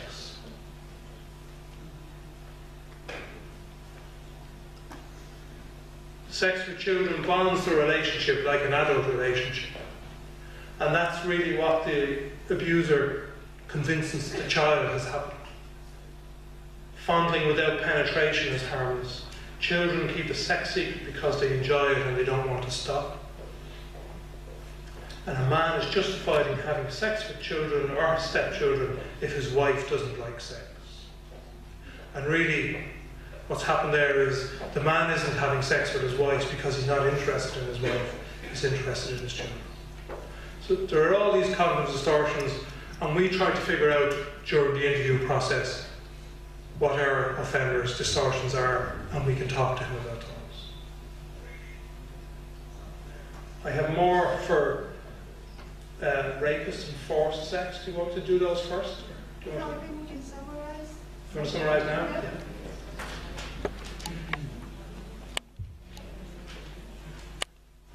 Σε αυτή τη φάση μιλήσαμε περισσότερο για τον σκοπό της συνέντευξης και είναι πάρα πολύ σημαντικό για τους αστυνομικούς κατά την αστυνομική διαδικασία να ξέρουν ακριβώς ποιος είναι ο σκοπός της συνέντευξης, ποια είναι τα σημεία ή τα γεγονότα τα οποία μπορεί να έχουν ήδη υπόψη τους και τα οποία πρέπει να αποδειχθούν μέσα από την λήψη των πληροφοριών κατά τη συνέντευξη. Ένα επίσης στοιχείο που είναι πάρα πολύ σημαντικό είναι αν για το σχεδιασμό της συνέντευξης είναι αν ο ύποπτος έχει συλληφθεί ή αν έχει προσέλθει κυριολεκτός στην αστυνομική υπηρεσία. Στην Ιρλανδία ισχύει ότι αν ο ύποπτος συλληφθεί θα πρέπει να υποβληθεί σε συνέντευξη μέσα σε 24 ώρες, αλλιώς θα πρέπει να αφαιθεί ελεύθερος. Είναι πάρα πολύ σημαντική η απόφαση για το ποιος θα κάνει τη συνέντευξη. Μπορεί να είναι ένας αστυνομικός που ήδη γνωρίζει τον ύποπτο, με τον οποίο είχαν μια ικανοποιητική επικοινωνία, που σημαίνει ότι αυτό θα βοηθούσε στην δημιουργία της συμμαχίας πάρα πολύ πιο εύκολα. Θα πρέπει να προχωριστούν οι ρόλοι που θα έχει ο καθένας κατά τη διάρκεια της συνέντευξης, που σημαίνει ότι μπορεί να υπάρχει ένας ο οποίος κάνει τις ερωτήσεις και ο άλλος ο οποίος παίρνει τις σημειώσεις. Επίσης είναι σημαντικό να καθοριστεί ο τόπος πραγματοποίησης της συνέντευξης και συνήθως γίνεται στο αστυνομικό τμήμα αρκετά προσεκτικά, ώστε να μην υπάρξουν περιπτώσεις που θα διαρρεύσουν κάποιες πληροφορίες, γιατί όπως μας είπε ο κ. Λynck, έχουν κατηγορηθεί αρκετές φορές ότι έχουν διαρρεύσει πληροφορίες στον τύπο εξαιτίας του ότι ο τόπος επιλογής για την διενέργεια της συνέντευξης δεν ήταν σωστός. Επίσης, ένα πράγμα ακόμα είναι ότι επισκέπτεται το χώρο στον οποίο τελέστηκε το αντίθημα για την λήψη περαιτέρω πληροφοριών, τις οποίες θα μπορούν να χρησιμοποιήσουν με τον δικό τους τρόπο, με τον τρόπο έκφρασης των ερωτήσεων. Δηλαδή μπορεί να έχουν βρει κάποιο στοιχείο στον χώρο, το οποίο να μην γνωρίζει ο ύποπτος, και μέσα από τον τρόπο που θα γίνουν οι ερωτήσεις να μπορούν να λάβουν πληροφορίες περισσότερες, οι οποίες θα αξιολογηθούν για το αν είναι σωστές ή όχι. Ένα πολύ σημαντικό στοιχείο είναι ότι φέρονται με σεβασμό στον ύποπτο, γιατί αυτό δημιουργεί περισσότερες πληροφορίες στο να συνεργαστεί ή να νιώσει ότι είναι σύμμαχος με αυτόν ο οποίος του κάνει τη συνέντευξη. Τα άτομα με τα οποία, εκτός από το θύμα,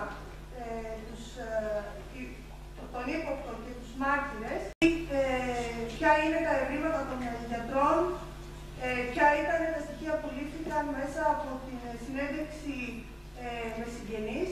Μπορεί να έχει γίνει συνέντευξη, για παράδειγμα, στη σύζυγο ενός υπόπτου. Λαμβάνουν στοιχεία όπως το DNA, τα τηλέφωνά του, τους υπολογιστές του. Ο τρόπος καθορισμού του τύπου της συνέντευξης εξαρτάται πάρα πολύ από το αν ο ύποπτος είναι συνεργάσιμος ή μη συνεργάσιμος. Σε περίπτωση που ο ύποπτος μπορεί να είναι έφηβος ή παιδί, για το αν θα χρειάζεται να είναι παρόν ο γονέας ή σε αντίστοιχη περίπτωση ενήλικα ο δικηγόρος. Τώρα, όπως έχουμε εδώ στην Ελλάδα αρκετούς με τα πρέπει να ληφθεί υπόψη για το αν θα πρέπει να υπάρχει μεταφραστής και αυτός που θα κάνει τη συνέντευξη θα πρέπει να είναι γνώστης του πολιτισμού από τον οποίο προέρχεται ο ύποπτος, ώστε να μπορούν να ξέρουν πώς θα διαχειριστούν τη συνέντευξη.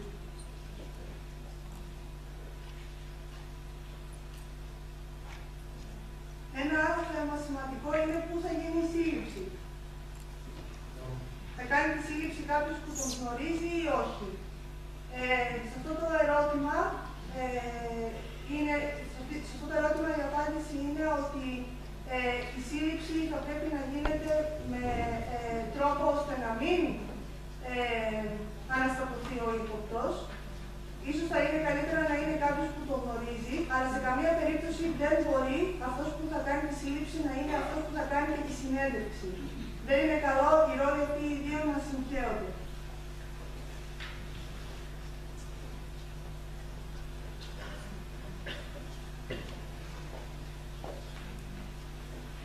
Άρα πολλές φορές, ιδίως στις περιπτώσεις που ο ύποπτος δεν είναι συνεργάσιμος, προσπαθούν να αναπτύξουν μια συζήτηση γύρω από το έγκλημα που έχει τελεστεί και ίσως για αρκετή ώρα, ώστε μπορεί να χρειαστεί να κάνουν πάρα πολλές ώρες μέχρι να δημιουργήσουν κάποια συμμαχία για να πάρουν περισσότερες πληροφορίες που αφορούν το συγκεκριμένο έγκλημα.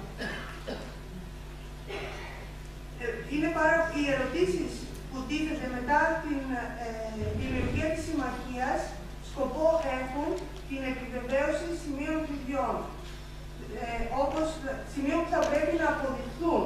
Δηλαδή, μπορεί να υπάρχουν κάποια ερωτήματα, που μπορεί να υπάρχουν πληροφορίες από άλλα άτομα για το πού μπορεί να βρισκόταν ο συγκεκριμένος ύποπτος ή πού βρισκόταν το παιδί, και ο τρόπος με τον οποίο θα εκφραστούν αυτές οι ερωτήσεις θα πρέπει να δίνουν τέτοιου είδους πληροφορίες ώστε να μπορούν να προχωρήσουν σε ένα επόμενο στάδιο λήψης πληροφοριών.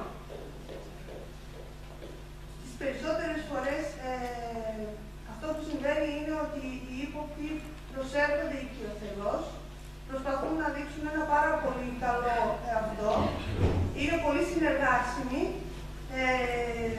αλλά αυτό τους κάνει να αναρωτιούνται μήπως και ο ύποπτος προσπαθεί να με αποπλανήσει και να μου κάνει εμένα grooming. Και η απάντηση σε αυτό είναι ότι επίσης και οι αστυνομικοί προσπαθούν να κάνουν αυτό, απαντώντας στη δική τους αυτή χειριστική συμπεριφορά. Μέσα από τη συζήτηση μπορεί επίσης να αναδύονται διάφορες γνωστικές διαστρεβλώσεις των υπόπτων, όπως ο ύποπτος μπορεί να αναφέρει ότι εγώ τον χτύπησα επειδή με έβρισε ή τον χτύπησα επειδή του άξιζε, ή μπορεί να αναδύονται αντιλήψεις όπως ότι τα παιδιά είναι δυνάμεις σεξουαλικά όντα ή το παιδί μπορεί να το ήθελε, το παιδί του άρεσε, το παιδί του προκάλεσε. Η σεξουαλική μας επαφή έδεσε αυτή τη σχέση. Ήταν το δικό μας μυστικό, επομένως δεν του έχω κάνει κάποιο κακό. Και αυτά είναι πράγματα τα οποία ανοίγουν την πόρτα για περισσότερες πληροφορίες και για την μεγαλύτερη, δηλαδή μέσα από αυτές τις πληροφορίες μπορούν να γίνουν ανοιχτές ερωτήσεις για την μεγαλύτερη, για την λήψη πληροφοριών που θα οδηγήσουν στην σύλληψη του υπόπτου εξαιτίας της απόδειξης συγκεκριμένων στοιχείων. Thank you. Okay, so for people who use coercion to have sex then, who don't bother grooming, these are some of the cognitive distortions. And a lot of it applies to adults, but a lot of it nowadays in particular, I believe, would apply to teenagers in particular. So if a girl engages in necking or petting and lets things get out of hand, it's her own fault if a partner forces sex on her, blaming the victim. If a girl or a woman is dressed provocatively, she's asking for it, we're blaming the victim. Unfortunately, I think society also blames the victim in that way. No means yes, or no means she's playing hard to get, but she's going to say yes. Every woman's fantasy is to be raped. A woman who is stuck up and thinks she's too good for some guys deserves to be taught a lesson. You don't ask girls to screw, you tell them to screw. You never know when you're going to meet a strange woman who will want to get laid. Thank you. But the rapist's interpretation of want is not the usual type of want. It means he wants her to get laid. And these are comments made by people who were interviewed by psychologists in a study. So when we're building a report, we do it throughout the interview process. We personalise, we use first names of the suspect. Lawyers have copped onto this and they ask us to say Mr. Smith, but we won't. We use the first name of the suspect. It's easier to build rapport. We use the first names of the victims also to personalise them and not have them seen as objects.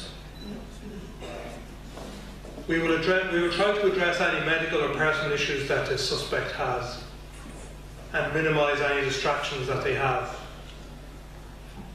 Because a problem and it's the same with police who don't get training. Society see sex offenders as monsters.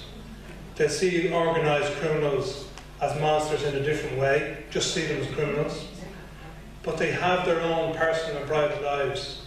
Even someone who has groomed children may act differently towards his own children in the home and may be a loving father. And he will have concerns about his family while he's arrested. And we have to try and address those concerns.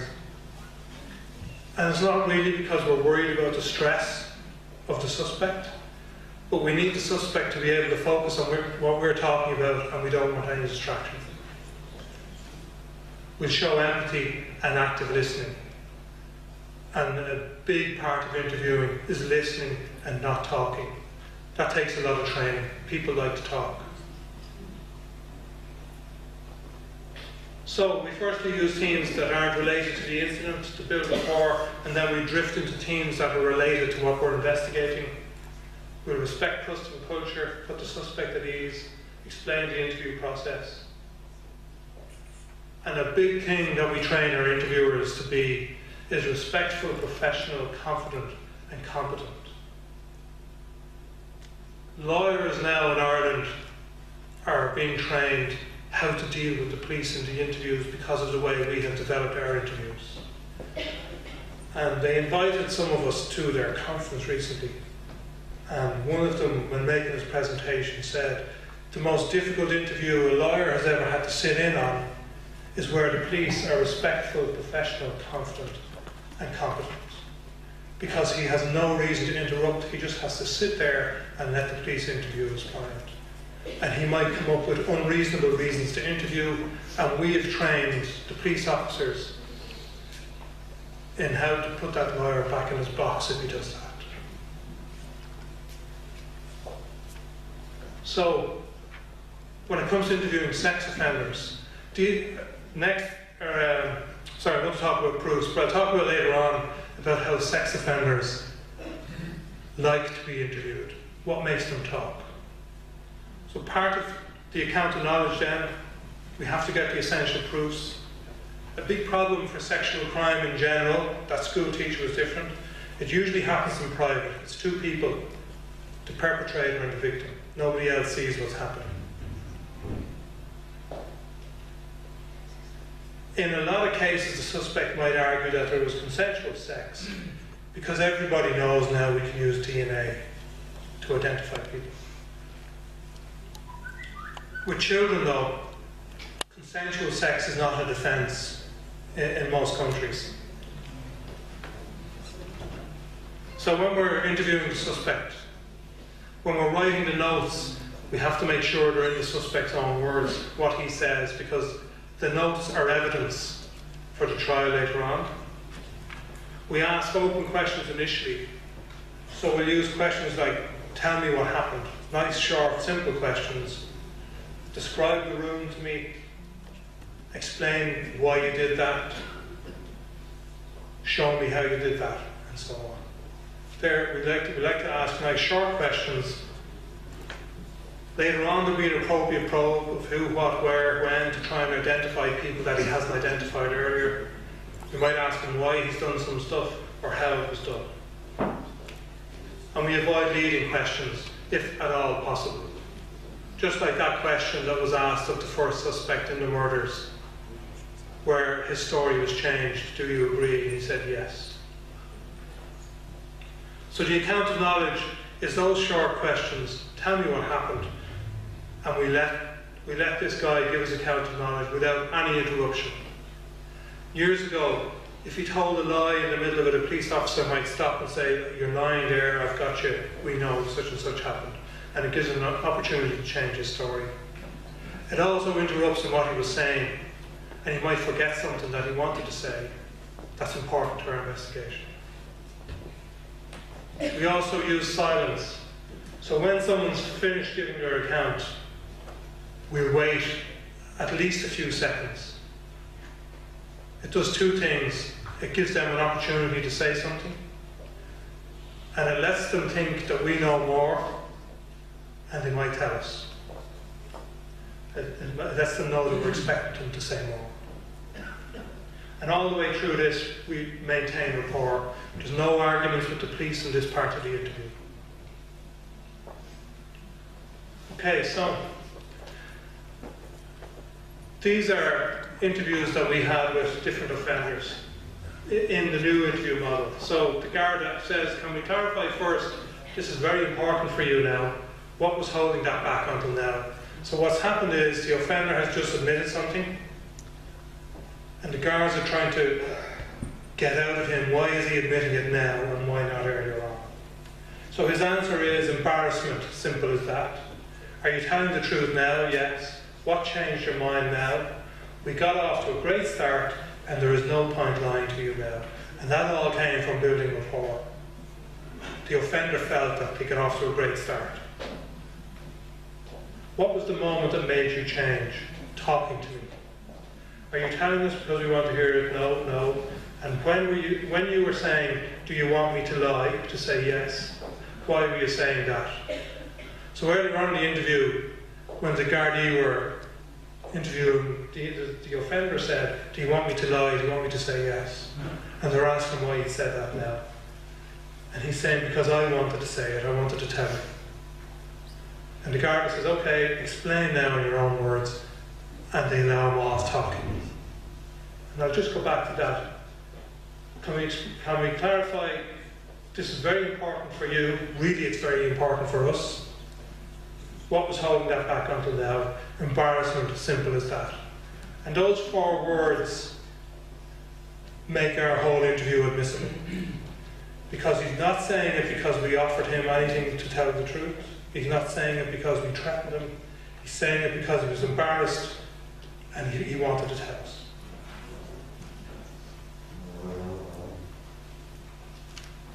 Okay, so the account of knowledge is subject specific, which is the incident. We're talking about the incident now. We're not really talking about football anymore, or whatever else we were talking about in building rapport. We're still preventing conceivable manoeuvres, so we're asking questions in relation to where he was on a particular day, but we're not telling him that we have his fingerprints or his DNA there until later on, and we let him give an answer. And the rapport continues through all of that. As I said earlier on, in these cases there's no witnesses, there's 2 people. There's the suspect, or the perpetrator, and the victim. And when it comes to court, what the judges call this to a jury is a bare assertion, which is the complaint from the victim, versus a denial. So the denial could be, I was never involved with that person. It could be, yes, I had sex with him, but it was consensual. And if they're a child, particularly a teenager, it could be, I did have sex, it was consensual, and I thought she was over the age. That's all the denial. So what we try to get from the witness and the suspect is any information that's independent to support the victim's account. So when we interview the victim, we get them to describe the room it happened in, and the items that were in the room, the events leading up to the incident, and what happened after the incident. And then we ask the suspect the same questions. And if the answers are the same from both, it helps to corroborate the victim's account, even if the suspect is denying the actual crime incident itself. So we get them to identify locations to us, dates, times, confirm in the interview if they've pointed the location out to the police. Sometimes we bring the suspect out of the interview room out to where the crime happened to get them to point out to us where it happened. We get descriptions of any bedding or furniture from both the suspect and the victim to try and corroborate the accounts. Any sounds, smells, colours, the presence of items at the location. There was a very important, this was very important in a crime happened about 3 months ago. There were 2 girls out partying and they met 2 nice Polish guys, went back to the apartment with them, and they were raped by about 4 men. But they described that they were given vodka that I think was 95% proof, and suddenly they were out unconscious all of a sudden. But even if you take 95% proof vodka, you don't go unconscious all of a sudden. So the 2 Gardaí, the 2 police officers that they reported to, immediately got a warrant, searched the house, found the 95% proof vodka, and they also found medication that one of the men had that knocks people out when you mix it with alcohol.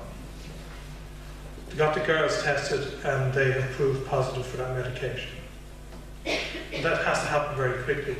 Some police officers take their time and miss stuff like that. But these 2 acted very quickly. Within an hour they had a warrant and they were searching the house. So the presence of those items at the location, now the suspects have to explain that.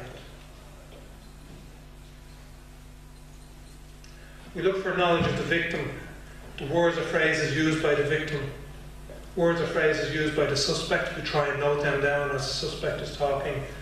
Any marks or tattoos that both of them have. So if he knows she has a tattoo on the inside of her leg, how does he know that? Routes taken to and from the incident, whether there was alcohol or drugs consumed, vehicles used, we get detailed descriptions and direction of travel. The use of language is very important in the interview. As I said earlier, we have to be professional, confident, competent. So we can't use bad language. But what we can, the interview will still be admissible, but it looks unprofessional to a jury and it could turn the jury against us. So when it comes to using sexual terms, a suspect might explain a penis in a particular way. He might use the word cock, but we have to ask him to clarify what he means to get the proper term for it. And after that he can use that word as long as he wants, once he clarifies it. When it comes to describing sexual acts, and this is what's very difficult for victims, to prove a rape, to prove penetration, you have to say the penis penetrated the vagina in some way. So we always have to ask, and unfortunately we have to ask victims that to get the detail to prove that there was penetration. But when it comes to the suspects, we ask the same questions. And that's often when they start crying, the suspects. A big thing we have to prove is that there was no consent. Because the defence a lot of the time now is that yes, we had sex, but there was consent. So we don't just have to prove there was no consent by the victim saying there was no consent. We have to prove that the suspect knew there was no consent. So the age consent obviously is important. The suspect's knowledge of the age of the victim. In Ireland there's an honest belief in law that the child was younger or was older than, or you thought they were older than the actual one. Did it again. And the guy said, I thought she was 18.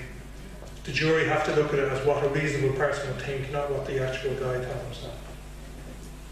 And sometimes you need to prove the suspect's intention to see whether it was an assault or a sexual assault. And to give you one example of this, there was a woman involved in a fight in a nightclub, and the security staff were trying to get her out, and she struggled.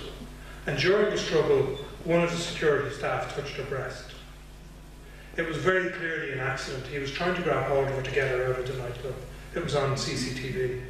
She claimed it was a sexual assault just because he touched her breast.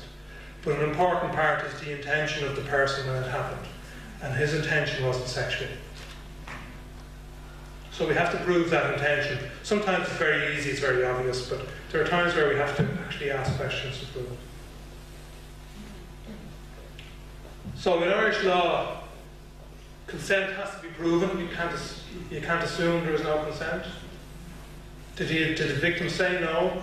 Was there coercion, authority, fear, or trick?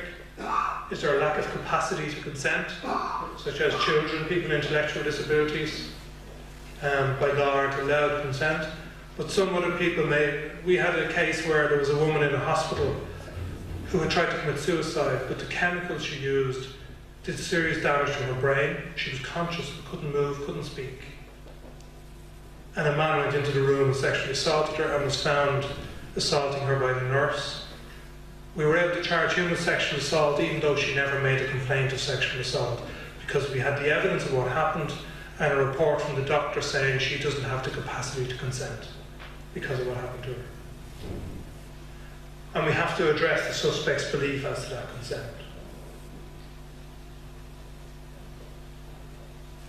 Okay, so in our law then, there are some cases that are assumed there was no consent. And this is in 2017 as well. So if someone submits because of force, the threat of force, or a well-founded fear that there will be force, then that's not consent. Submission to sexual activity is not consent. Someone's asleep or unconscious, incapable of consenting because of alcohol or drugs, a physical disability, preventing communication, they're mistaken as to the nature or the purpose of the act. I can't think of an example for that, but it's in law. If they're mistaken as to the identity of the other person involved, and that has happened, a woman has woken up in her bed, she's been out drinking, someone's having sex with her, she thinks it's the husband, and halfway through she realises it's not, it's one of the guests staying in the house. That has happened.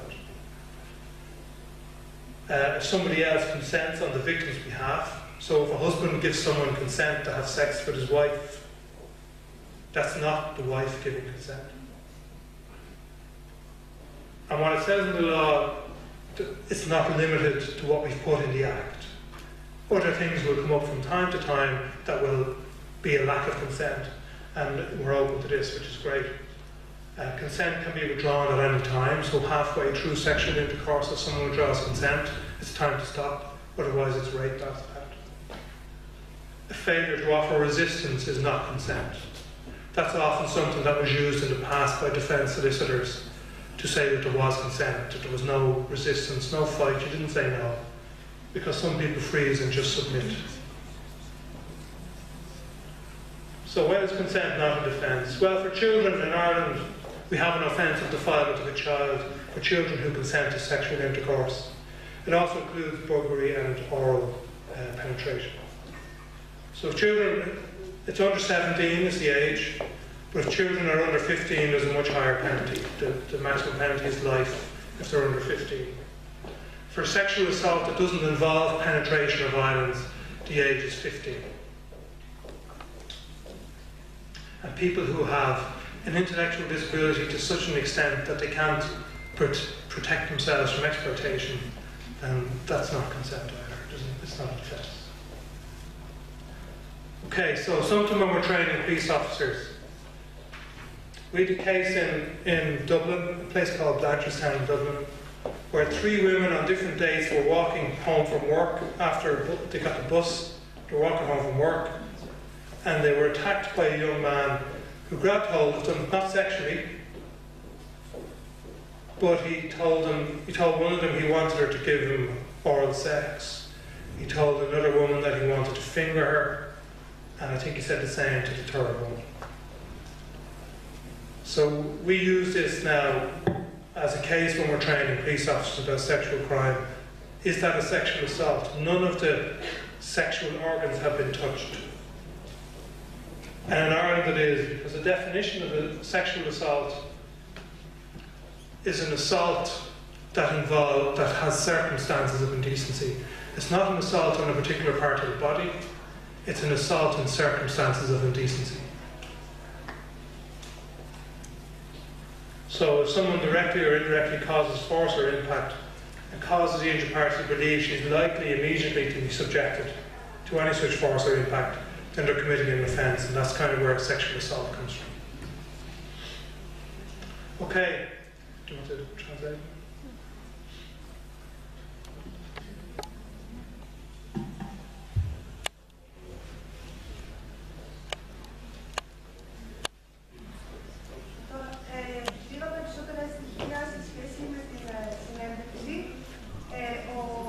Το άτομο που κάνει τη συνέντευξη προσπαθεί να κρατήσει τη συζήτηση σε ένα προσωπικό επίπεδο, αναφέρεται στο πρώτο υλικό στον ύποπτο και επίσης μιλάει για το πιθανό θύμα με το μικρό του όνομα, ώστε να διατηρήσει ένα προσωπικό στοιχείο κατά τη διάρκεια της συνέντευξης.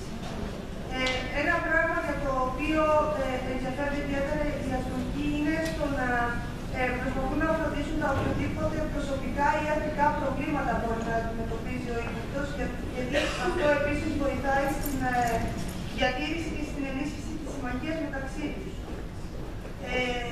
Θα πρέπει να είναι σίγουρο ότι θα γίνουν οποιασδήποτε ενέργειες χρειάζονται ώστε να αποφεύγονται ή να μειώνονται οποιασδήποτε κινήσεις οι οποίες μπορεί να διασπούν την προσοχή και να διακόπτουν τη ροή της συνέντευξης.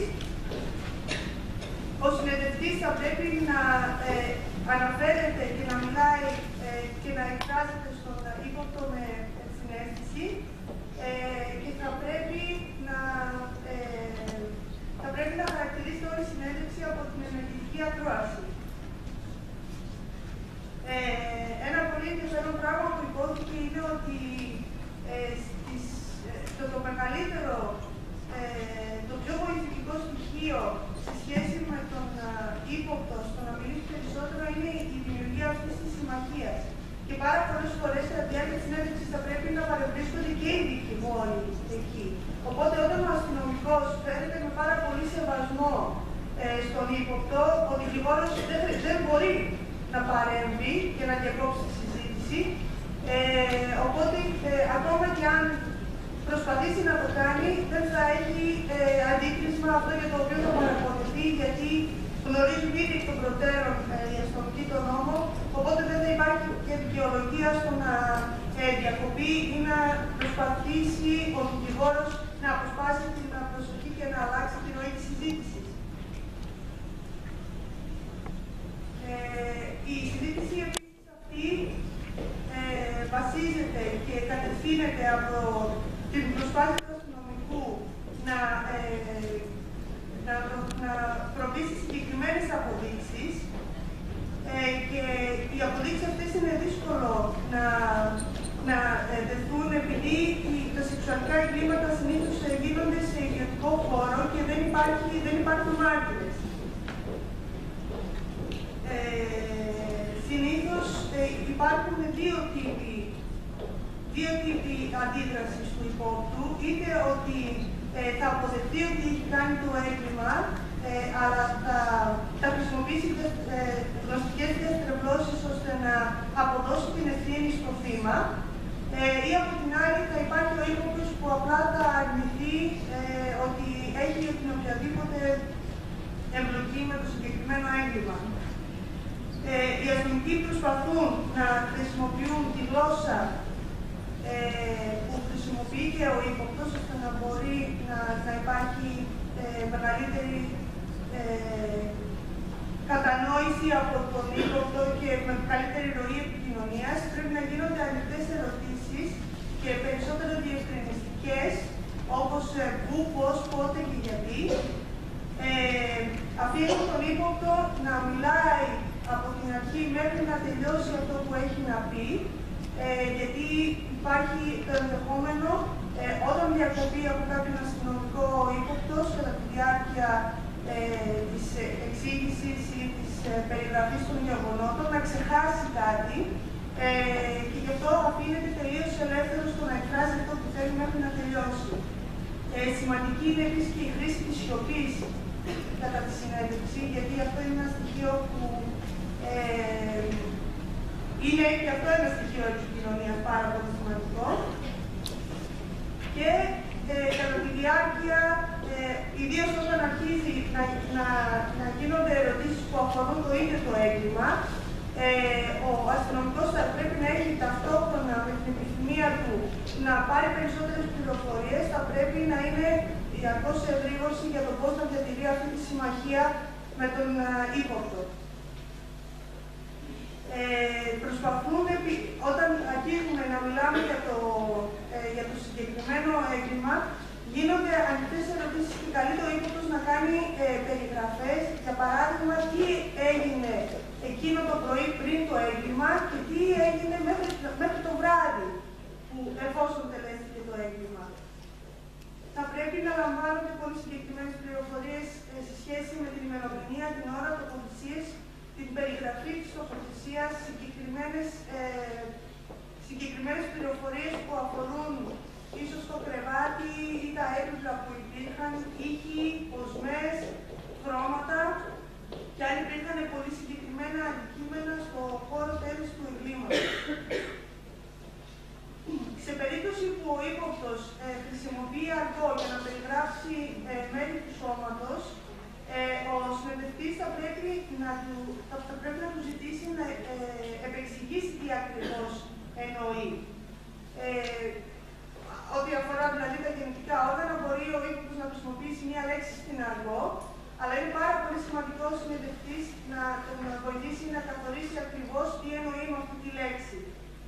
Όπως και για την περιγραφή της σεξουαλικής πράξης, ο ύποπτος μπορεί να χρησιμοποιήσει άλλες λέξεις, αλλά θα πρέπει και πάλι να κληθεί από τον συνεντευτή, ώστε η επεξήγηση να πρέπει να γίνει με τρόπο ξεκάθαρο.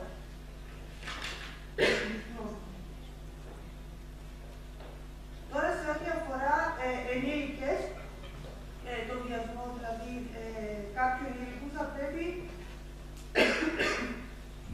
θα πρέπει να αποδειχθεί ότι δεν υπήρχε συνένεση του θύματος.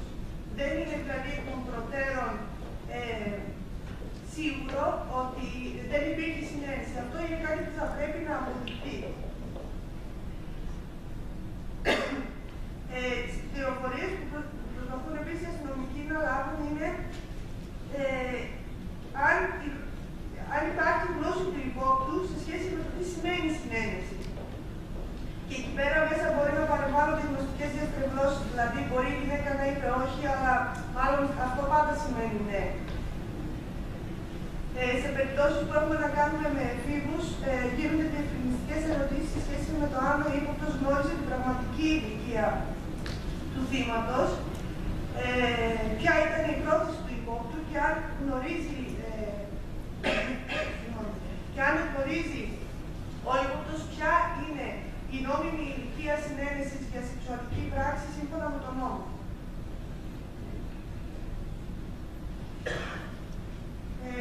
Τώρα, επίσης, στο τέλος έγινε αναφορά σε σχέση με το τι σημαίνει συνένεση. Και αυτά είναι θέματα με τα οποία νομοθετήθηκαν τώρα το 2017.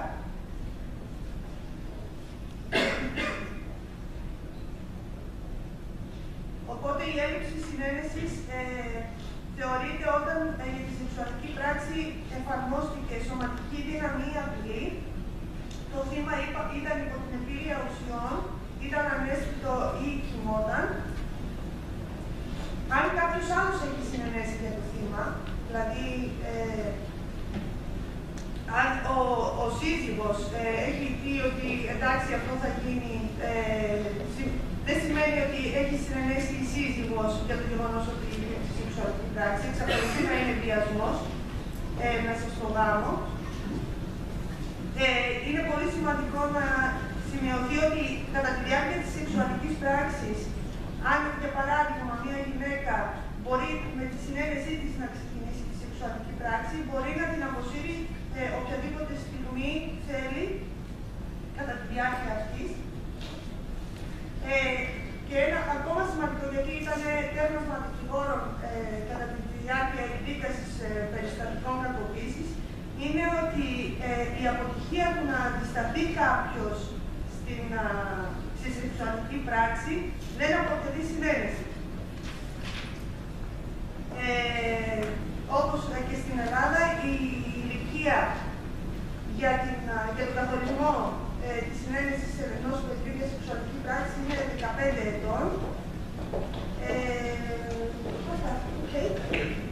not too much longer. Again, 4 slides, just a few, 2 or 3 minutes. Okay, when we're finished getting the account, we assess it against what we already knew. We try to establish, can the admissions by the suspect be corroborated or confirmed by other evidence? That helps us keep away from the guy who is attention-seeking and wants to exaggerate, like the first suspect in the murders. We try to corroborate what they say. We clarify any ambiguities, and then we go into the challenge part of the interview, where he is told lies or something that's not consistent with the evidence that we have already. So this is where we have a strategic use of our evidence, everything we know that's been said by witnesses, all of our exhibits, and we do it in a funny way.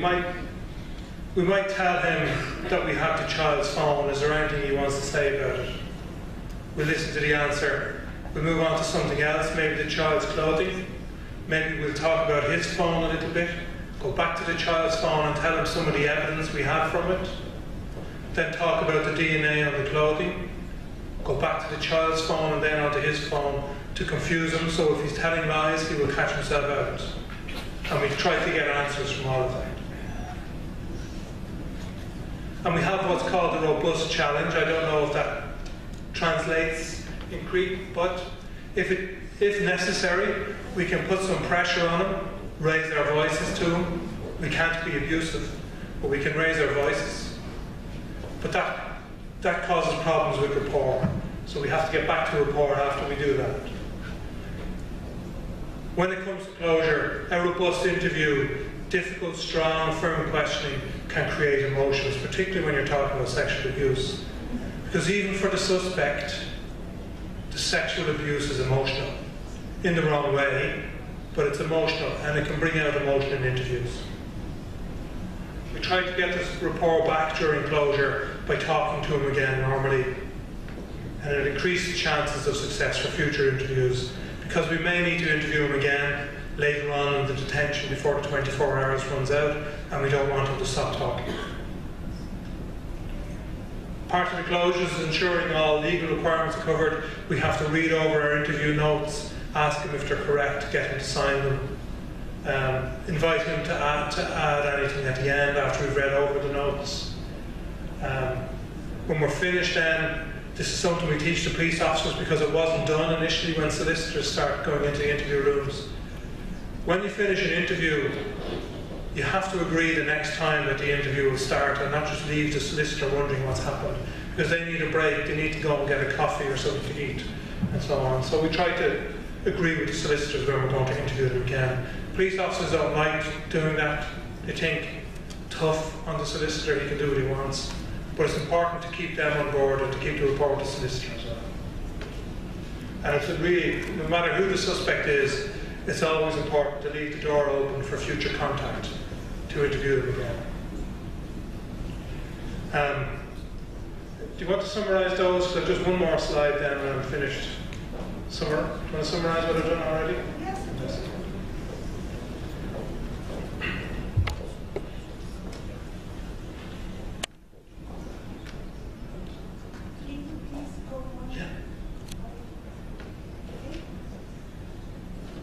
Κατά τη διάρκεια της εκτίμησης, της επεξήγησης και της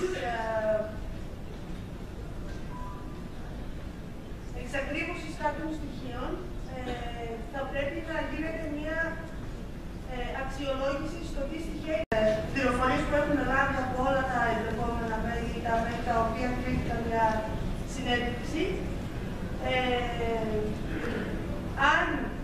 Ακόμα και αν υπάρχει παραδοχή εκ μέρους του υπόπτου, αν αυτό όντως μπορεί να εξακριβωθεί μέσα από τα στοιχεία που έχουν ήδη ληφθεί, θα πρέπει επίσης να επαναληφθούν και να εξακριβωθούν κάποιες αμφιλεγόμενες πληροφορίες, κάτι που δεν είναι τελείως ξεκάθαρο, και θα πρέπει θα πρέπει να χρησιμοποιηθούν διάφορες αποδείξεις, δηλαδή πολλές φορές κατά τη διάρκεια της συνέντευξης ενός υπόπτου, ο αστυνομικός μπορεί να πει στον ύποπτο ότι γνωρίζει κάτι που δεν έχει ήδη συζητηθεί πολιτή, ώστε αυτό να προκαλέσει περισσότερη συζήτηση.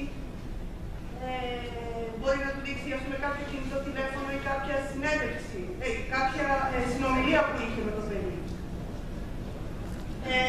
Πολλές φορές μπορεί να χρειαστεί να τον προκαλέσει.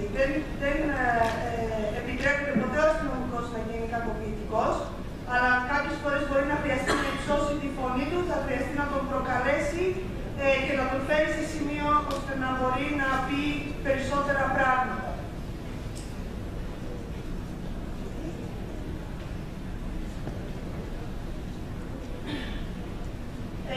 Σε τέτοιες περιπτώσεις, ιδίως στις περιπτώσεις που θα προκληθεί ο ύποπτος, επειδή ο αστυνομικός θα πρέπει να υψώσει τον τόνο της φωνής του, αυτό μπορεί να δημιουργήσει πολύ ισχυρά συναισθήματα που θα πιέσουν ιδιαίτερα τον ύποπτο για να πει περισσότερα πράγματα. Όπως είπαμε και πριν, είναι ταυτόχρονα πολύ σημαντικό να συνεχίζει να υπάρχει αυτή η συμμαχία. Γιατί αυτό θα βοηθήσει πάρα πολύ στην περίπτωση που θα πρέπει να ακολουθήσουμε και άλλες συνεντεύξεις με τον ίδιο ύποπτο. Κατά τη λήξη της συνέντευξης θα πρέπει να είναι σίγουρος ο αστυνομικός ότι όλες οι προϋποθέσεις σε νομικό επίπεδο έχουν καλυφθεί. Ρωτάμε τον ύποπτο αν έχει τίποτα περισσότερο να προσθέσει. Του εξηγεί ποιες είναι οι διαδικασίες που θα ακολουθήσουν μετά. Του δίνουν κάποιες πληροφορίες ή συζητούν ίσως με τους δικηγόρους για το πότε θα γίνει, σε ποιον τόπο και σε ποιον χρόνο θα γίνει η επόμενη συνέντευξη. Και πάντα αφήνουν την πόρτα ανοιχτή για μια μελλοντική συνέντευξη υπόπτου και αστυνομικού. Okay, before I go on to the last slide, I want to apologise that you've had to listen to me for over 2 hours. I hope you found some of it interesting and relevant. And the last thing I really need to do is thank you for listening and your patience. I'd like to thank the people from Initiative for the Child. It was an honour to be invited to do this. In particular, Theodora and Alisa and Irina, for the hospitality and the welcome that I've had. It's been great. Thank you very much.